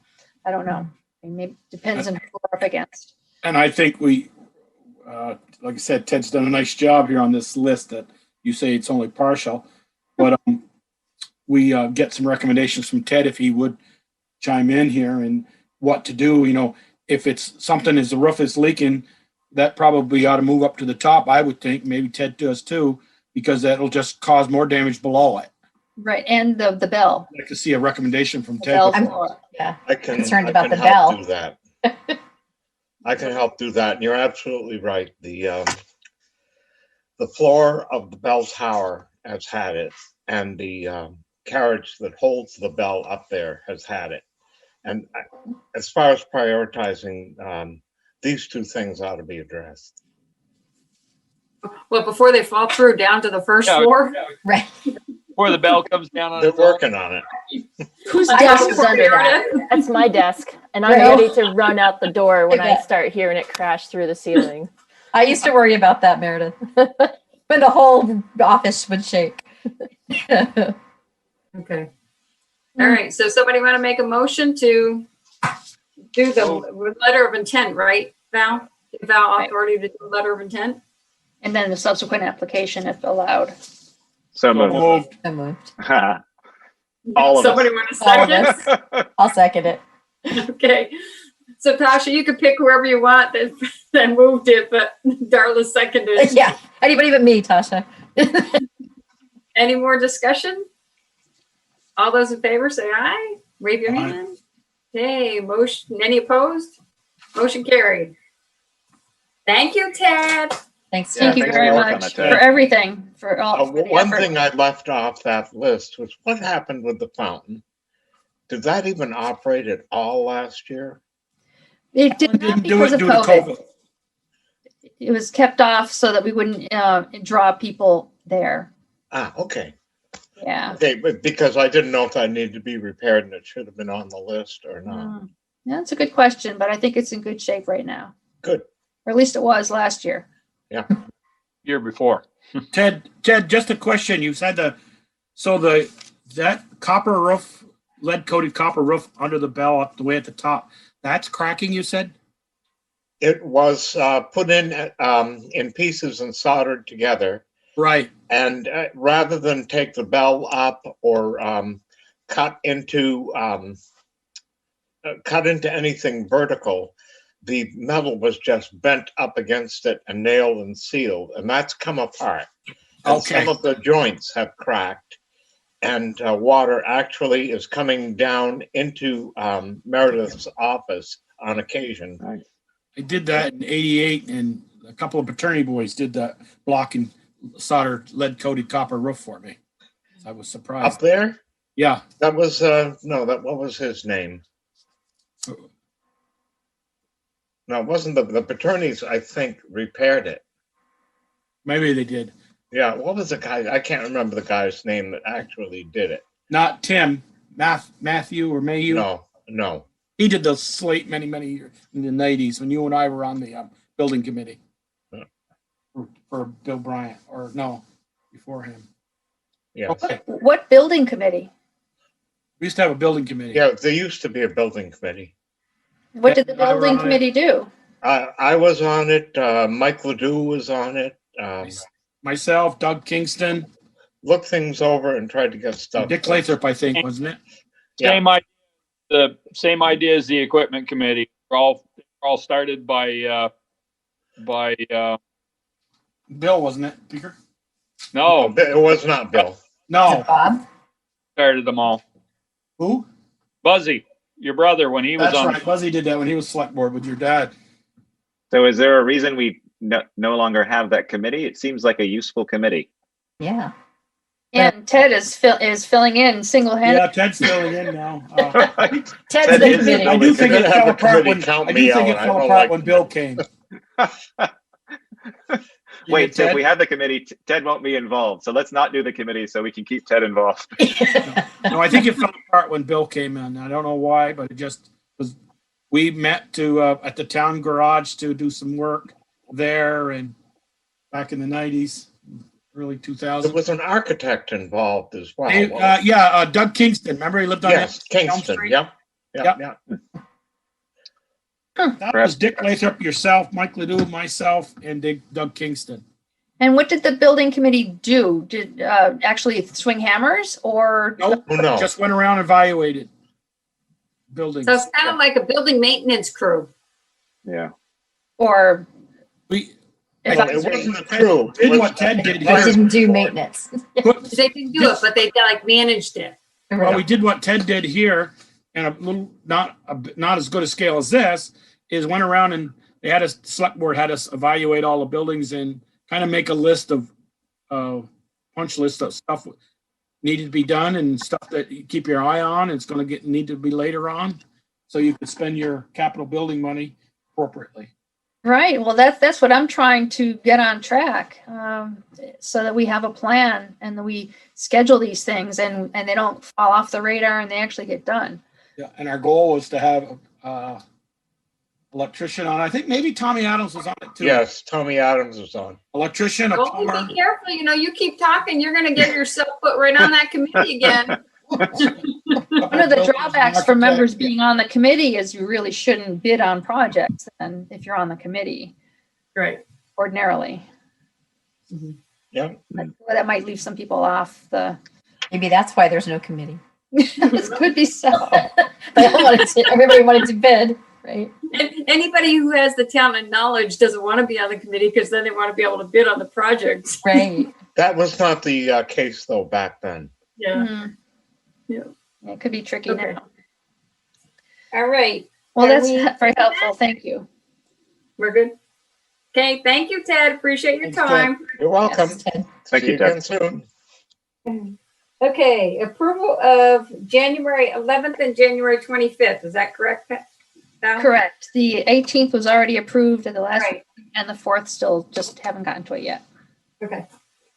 So I sent Val my small comments. Anybody else? I sent a couple questions.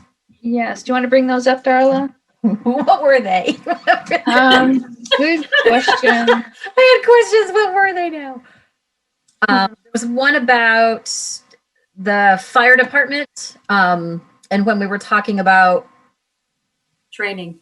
yeah, when we're talking about training and the fee there, was there, it just sounded awkward to me. I couldn't remember. No. what we had I dis- revamped that.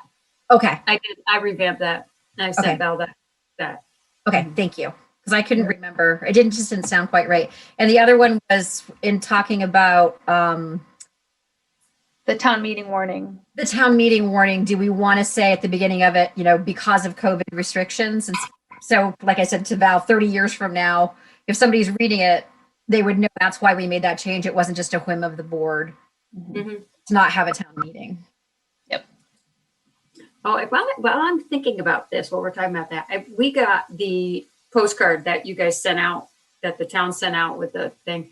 I was down in Shaftesbury today, and they actually sent out, which I wish we'd have thought about this before, upcoming deadlines, and one of them was about I think they said they sent a letter, really, that a postcard to everybody about town meeting and that, but they also put in there dog license due. Like anybody now who had a new dog needed to have their dog license. She said today the woman in there had $600 worth of dog registered today. Wow. And I was like, and I looked at her and I said, really? I said, aren't they due April 1st? She goes, yeah, but we just sent out a letter. So all these people, she said, normally we just sent it to people who we know are dog owners who have registered their dogs. She said, this year it went to everybody because it went in with the, the thing about the town meeting. And I said, boy, maybe we ought to do that. With other people who now have adopted dogs that they probably don't have a clue. Yeah, we probably could have doubled up. I know that in years past, I don't know if it went out last year, but the clerk's office has sent out a little postcard with upcoming dog license deadlines, tax payment due coming up in April, that kind of thing. So a list of, but it's a small postcard. It's direct mail. But they send that to everybody then. That's not just to previous dog I owners. don't know what mailing list they use. Yeah. Mhm. Well, that was just Can an we- aside. Are we going to send that this year, Val? I have not heard. I did Okay. not see it last year, but I know for prior years it had gone out. I didn't Well, mean just get just to Okay. clarify, we can't say there is no town meeting because town meeting is technically the day you vote. Right. So I just, Correct. Person just to be town clear. Yeah. There'll be no in-person meeting. And which one are you about to move to approve? You're talking about the minutes? Yeah. We're going to probably approve both of them, the January 11th and January 25th. Somebody want to make a motion? But it was the 25th that we were just talking about. I think the change. Right. So you're holding off on the 4th and 11th? Correct. Okay. No, the 11th, the 18th was done already. We're doing the 11th and the 25th.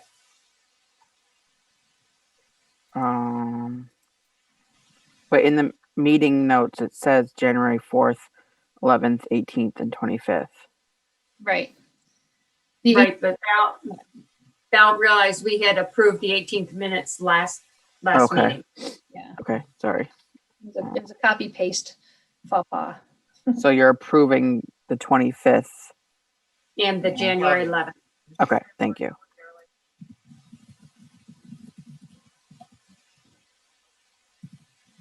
Brett is asking a question about what Yeah, I'm just responding to him. fire department training.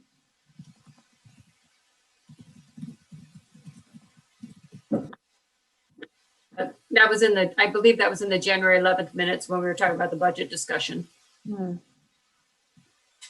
Okay. So somebody want to make a motion to approve the January 11th and So January moved. 25th minutes? So Okay, moved. then Julie moved. Somebody second? Darla seconds. Any more discussion? All those in favor, raise your hand, wave. Speaker, I can't see you, so if you're raising your hand. Yes. Okay. Any opposed? Okay, motion carried. Okay. Authorization accounts payable and liquor license. Tasha, you had the updated one? Yes, I do. Okay. It's the 46,949.77. And Correct. then I have the liquor licenses that were approved for Shaw's and Champlain Farms. And Well, there were three of them. I There were think three of them. Shaw's, Champlain Farms, and what was the other one about? Snaps, I believe. Snaps, right. That one Okay. just came in. Yeah, well, that one came in late today. So we'll just have to go down. We all have to go down and sign those Done. and the warrant this week. Okay. Select Board Roundtable. Darla, let's start with you. I don't have anything for this evening. Peeker? I'm good. Joel? Just a couple of things. I don't know if you've noticed the last week, the sidewalks I thought looked a lot better there. I talked with Eric and he's telling me they're doing the same mix all over the sidewalks they're doing on Main Street, salt and sand, 50-50 mix. And I noticed, exception of one day last week, with that little snowstorm we had, but they looked a lot better. They're bearing up a lot better. And I think that's a good goal. And then the last thing I'd like to thank the three Hill boys and Joanne, the girl, stepped up to the plate. You know, one of their employees got hit by a car coming up on their bike early January, I think it was. And at that car accident, we talked about streetlights, and I said, you know, they're not that expensive. And they stepped up, and if anybody's noticed now, from the cemetery corner there at Burpee Road and Plank, all the way down to almost there past the farm, there's three streetlights on all those poles, every 3 poles that got down through there, and there's 3 streetlights, and it does light up that area. So when their help is walking back and forth from the farm, from the tenement house, and I just want to say kudos to the Four Hill Farm people, and that was Good for them. Mhm. Speaking of the sidewalks, I wanted to check with you guys. You know, you guys were talking about getting a different V plow or whatever for the tractor. I was in Winooski, and they have a brush a wire brush that I saw them cleaning the sidewalks off with rather than a plow. And it looked like it worked great. I mean, granted, it was probably very light, but I wondered if you guys had ever seen that or checked out that. I did see one, had a V-plow on the front and a brush right behind it. It's Well, quite, this one, the brush was on the front, but, yeah. No, the brush was right behind the plow oh, angle. So the plow would move most of the snow and the brush was moving the rest. Yeah, I'm not sure how that would work with 6-8 inches of snow.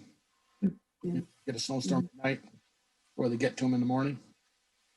Well, if we're I just looking to thought- upgrade, then maybe having the V and then like the brush could be an option too. We should ask Eric about that if he has any experience. or even call Winooski and find out, you know, what they think of it. I mean, maybe they just use it like downtown where the bigger businesses are, the bigger sidewalks are. I don't know, but okay. Speaking of sidewalks, that was one of the things I wanted to make a comment about. I talked with Eric today, and he reported that the Kubota is down. I think it went down today, and Jared had gotten only halfway through the sidewalk plowing before the machine conked out. It had to do with the afterburner system not operating properly. And so right now it's at Champlain being repaired. It won't be back until Thursday at best. So the sidewalks have only been half done. If the select board wants the rest of the sidewalks done, you might want to consider allowing them to hire somebody to do it. We're gonna get more snow tonight. Yeah, I think another tomorrow night is expected to snow. Go ahead, Ian. I was going to say, do we have anyone that we can hire that has the correct equipment to do it? Yeah, it needs to be small enough to be able to fit on the sidewalks. And apparently there's at least one, possibly two contractors. I think Eric he suggested going with the contractors that they've used before. So I don't want to name names, but if unless the select board has other ideas. Makes sense. I think we need to do them. I think we need to do the sidewalks. Go ahead, Beaker. The ones they used before, the plows are 6 foot. So they're a foot wider than the 5-foot sidewalks, and they're 2 feet. 2 foot wider than the 4-foot sidewalk. So just, I mean, I don't believe there was any issues the last time, but that was okay. So whoever they go with, they need to be available, and they need to have the right size equipment. I know he could rent that.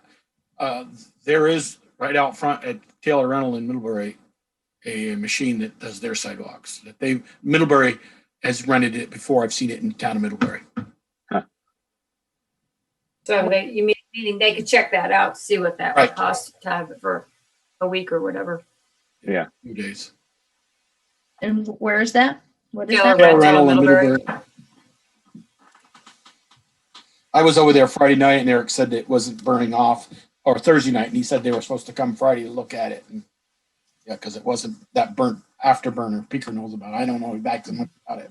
Yeah, it hasn't been working. I spoke with him last week, and he said the light had been on for 3 days. So must be it finally got to the point where he said he didn't know what was going to happen when it got to the point where it had to actually burn.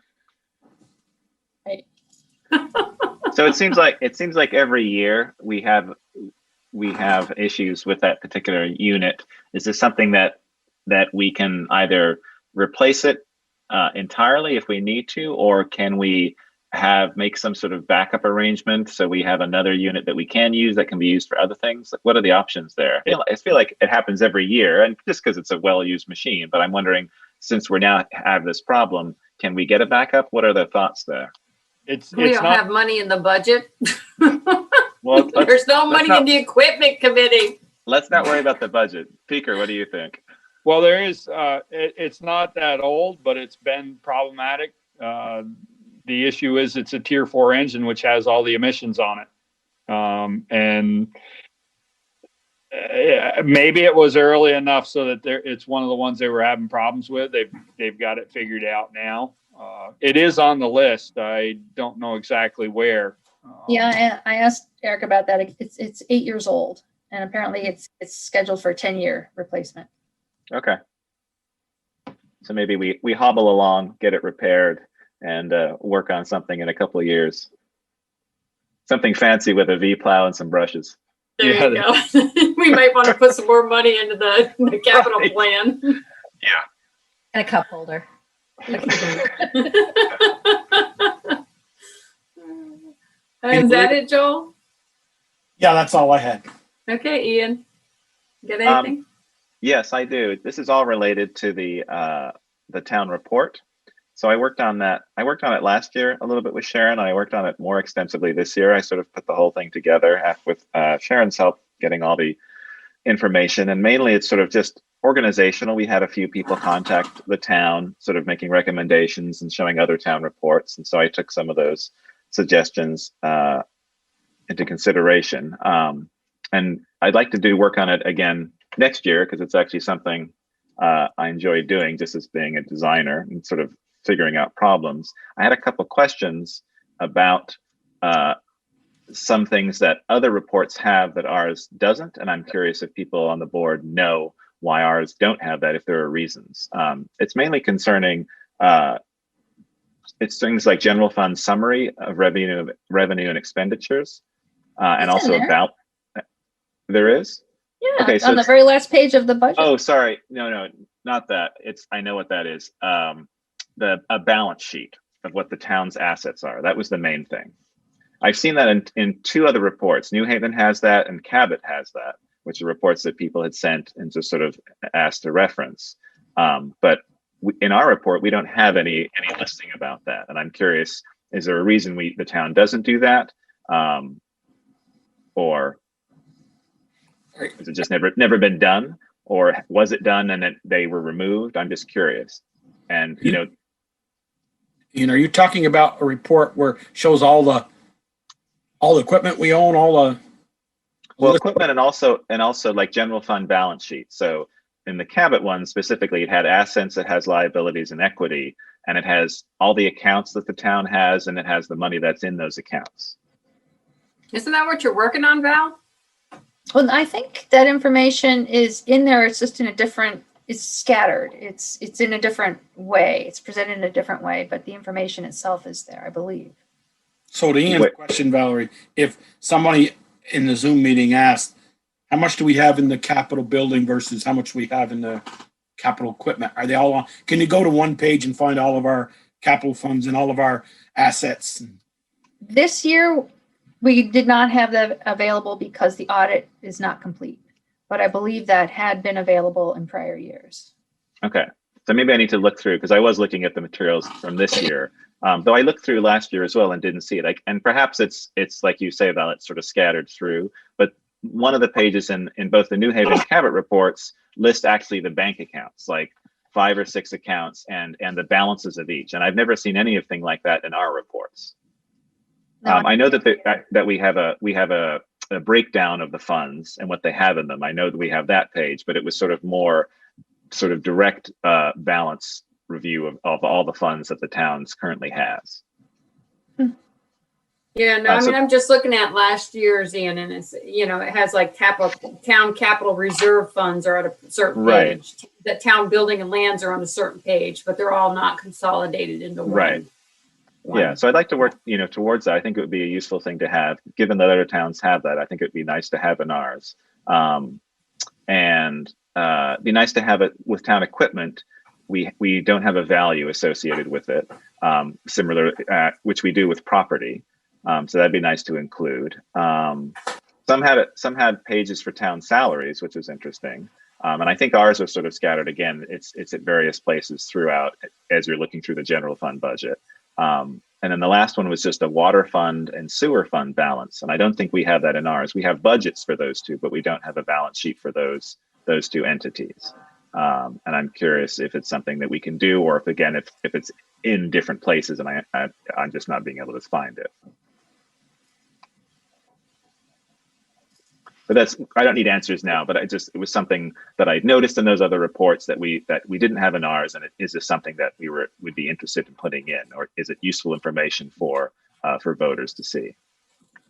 I know at one point it used to list the employee's name and what they made, and they went away from it because they felt it was a privacy thing.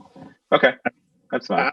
You can still figure it out if you take the time, but I think that I can remember years ago, it was before my tenure on the board, that I can remember looking through a town report and it had, John Smith and what he made, and right. And they went away from that, and I think it was because they didn't feel the school board used to be the same way. The school used to list every teacher and what they made, and I believe they went well. Okay. I think Technically, that's public information, isn't it? It is. Yeah. Right. Which I think is probably why other towns have it. And related to that, Peaker, there was one thing, and this is actually the opposite. Both the Cabot and New Havens don't list birth, deaths, and marriages, and they register, or they reference a legislative change to vital records that happened in July 1st, 2019. And they say that because the state handles it in a different way than it had previously done, they remove records, and they cite identity theft and privacy issues, both for births, I guess, and other things. So, and we still list all ours, and I don't know if that's something that we want to make a change and not have that anymore. And I know that a lot of people look specifically for that, but I'm just curious, because other towns have sort of taken it away because of theft and privacy issues, do we want to do the same going forward? Yeah, and I remember we went round and round about that, and I can't exactly tell you what we decided to leave it. I think it makes total sense in an identity fraud sort of way. I never would have thought of that, but it makes total sense. Yeah, it's true. It was a big deal a few years ago. Yeah. And town would just say there were 92 births and 77. Right. Yeah. And yeah, I we think can certainly do that. That one year, and we got a bunch of flack, and we went back to what we were doing. Oh, really? Yeah, because I know, I'm sure a lot of people look at that. Yeah, I'm not 100% sure, but I know it was. We talked about it a lot when it first happened. Okay. Well, they can find that in the newspaper. That's true. That's a really good. I mean, it is in the newspaper. Mm-hmm. When people die, so obituaries and births, they're all in there. That's true. Yeah, but again, this is all for next year. But I'm just sort of, I just had a couple questions, and I'll continue to work on this. And so hopefully, everything's gone. We had caught a few things. Thanks, Val, and everyone who sort of submitted little changes here and there and noticed things. But I think it's all set and at the printers, and so we'll hopefully get a copy back soon. Cool. Great. Thank you. That's all I had. Yep. Thanks. Okay. And I am good. Town administrator's report. Oh, well, I already reported on one of the things I wanted to mention. And that was pretty much it. No, I have another thing. Talking with Eric, he mentioned that they have an old plow that's been hanging out on the site, on the property for a while. They really don't have any use for it, and received an offer from a citizen to purchase it. So the question is, how should we proceed with this offer for a product or a piece of equipment that the town no longer needs, really cannot use, and it's just taking up space? Put it out to bid,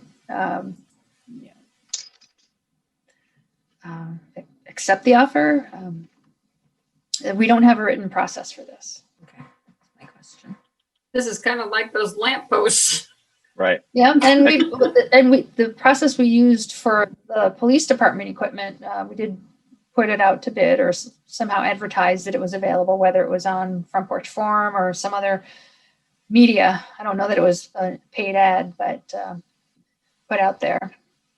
Yeah, I believe this plow came off a truck that came from the village, and we've been just the town for how long? 92. 99. Can we just say get rid of it? Yeah. He's I had, think- he fares. Yeah, I'm saying get rid of it. I don't, If this You know, person I- wants it and I they've did- offered something for Yeah. it that's fair.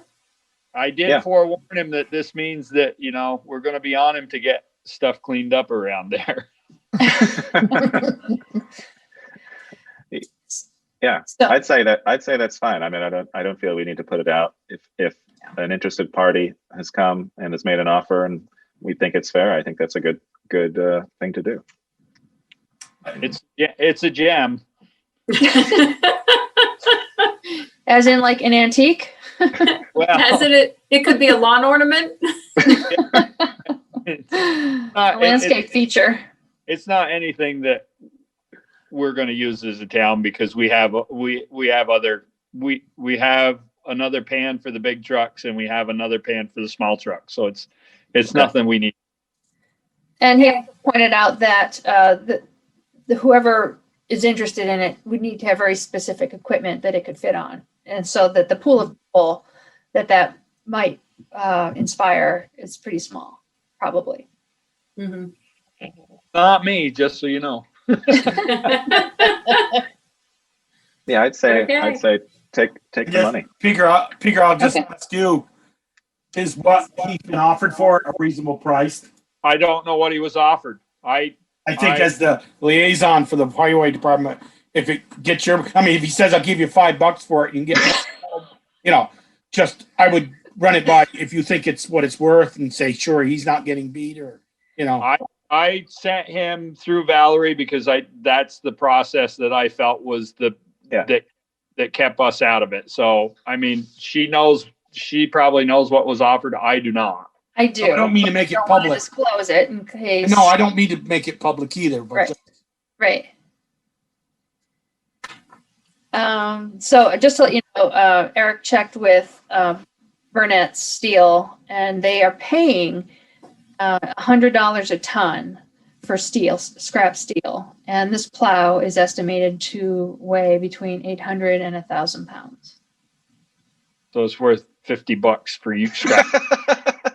It costs us more than that to take it up there. Just to take it down, yeah. Yeah. Brett's asking a question. Can the fire department sell their 15 used air packs without advertising? I would say they can sell them. There again, that's a very specific use, so it's going to go to another municipality. I would say if he gets what he feels is a reasonable offer for them, Yep, absolutely. Yeah. I let those go. We don't need this stuff sticking around. All it does is take up space, and it's not worth anything if nobody uses it. Yeah. Agreed. Yep. Agreed. There you go, Brett. Get rid of them. Yeah. Got anything else to sell? How about those lampposts? I was gonna say, what else can we get rid of? Lampposts? Can we start a fund for a new sidewalk plow? Yeah. Let's do a GoFundMe page. Right. The snowplow GoFundMe page. That's Yeah. right. Whatever happened with the lamppost? Well, Yeah. other stuff happened. Okay. My daily trips to Burlington happened and just didn't come together. Well, I just happened to see him over there the other day. And I know. Yeah, I tried to get that off the ground, but it didn't happen. No pun intended. Off the ground, anything else with your town administrator's report, Val? No, I think that's enough. Okay. So is it consensus or do you guys need a motion for that, the first thing, the plow thing? The plow? I move we allow Eric to sell the snowplow. Second. Somebody second? Ian seconded. Any more discussion? All those in favor, raise your hand. Wave. Motion carried. What happened to Very Joel? much. Good catch, Tasha. Where did Joel go? Did he leave us? He probably had to go potty. Yeah, no, but he's completely disconnected. Well, he sometimes doesn't know how to turn it on mute, so he just shuts it off. So Okay. Moving on. sorry, are you doing Brett's thing too, or is that just a consensus? I would say consensus. Okay, thanks. Okay. I don't have a problem making a motion to allow the fire department to sell their 15 used air packs. then it's documented. Yeah. Second. Okay, any more discussion? All those in favor, say aye. Wave your hand. Any opposed? Motion carried. Minus Joel, who's not Right, available. Before Jill available. comes back. Yeah. Okay. Other business, correspondence, reports, or notes? Anything else, Val? Are we good? There he is. He's back. We lost you, Joel. Well, my battery went dead on the laptop. No. Yeah, Megan says, "Oh, I think you'll get through it, Dad." Well, I said not our meeting, so Okay. Okay, so we have executive session? So just reviewing the items in the correspondence stuff, there's a budget status report, revolving loan fund status report, an email from Bonita Bedard that the Stampede is canceled. Yeah. Our piece, the Regional Planning Commission newsletter, which has a lot of interesting information. There's a community health needs assessment survey flyer, an email and handout regarding municipal road and right-of-way required agricultural practices fact sheet. I'll have to say I was rather impressed with the revolving loan fund. With just people pretty much close to up to date. Yeah. Nobody was that far behind, so. Right. Okay, executive session, discuss personnel? Yes, please. Okay. I will make a motion to enter executive session to discuss personnel matters per 1 VSA section 313. Second. Okay, Peaker seconded. Any more discussion? All those in favor? Raise your hand, wave, hi, yeah. Motion carried. We are now in executive session. Thank Good you. night, everyone. Night Good time. night, Thanks, Tasha. Tasha. Good night, Tasha.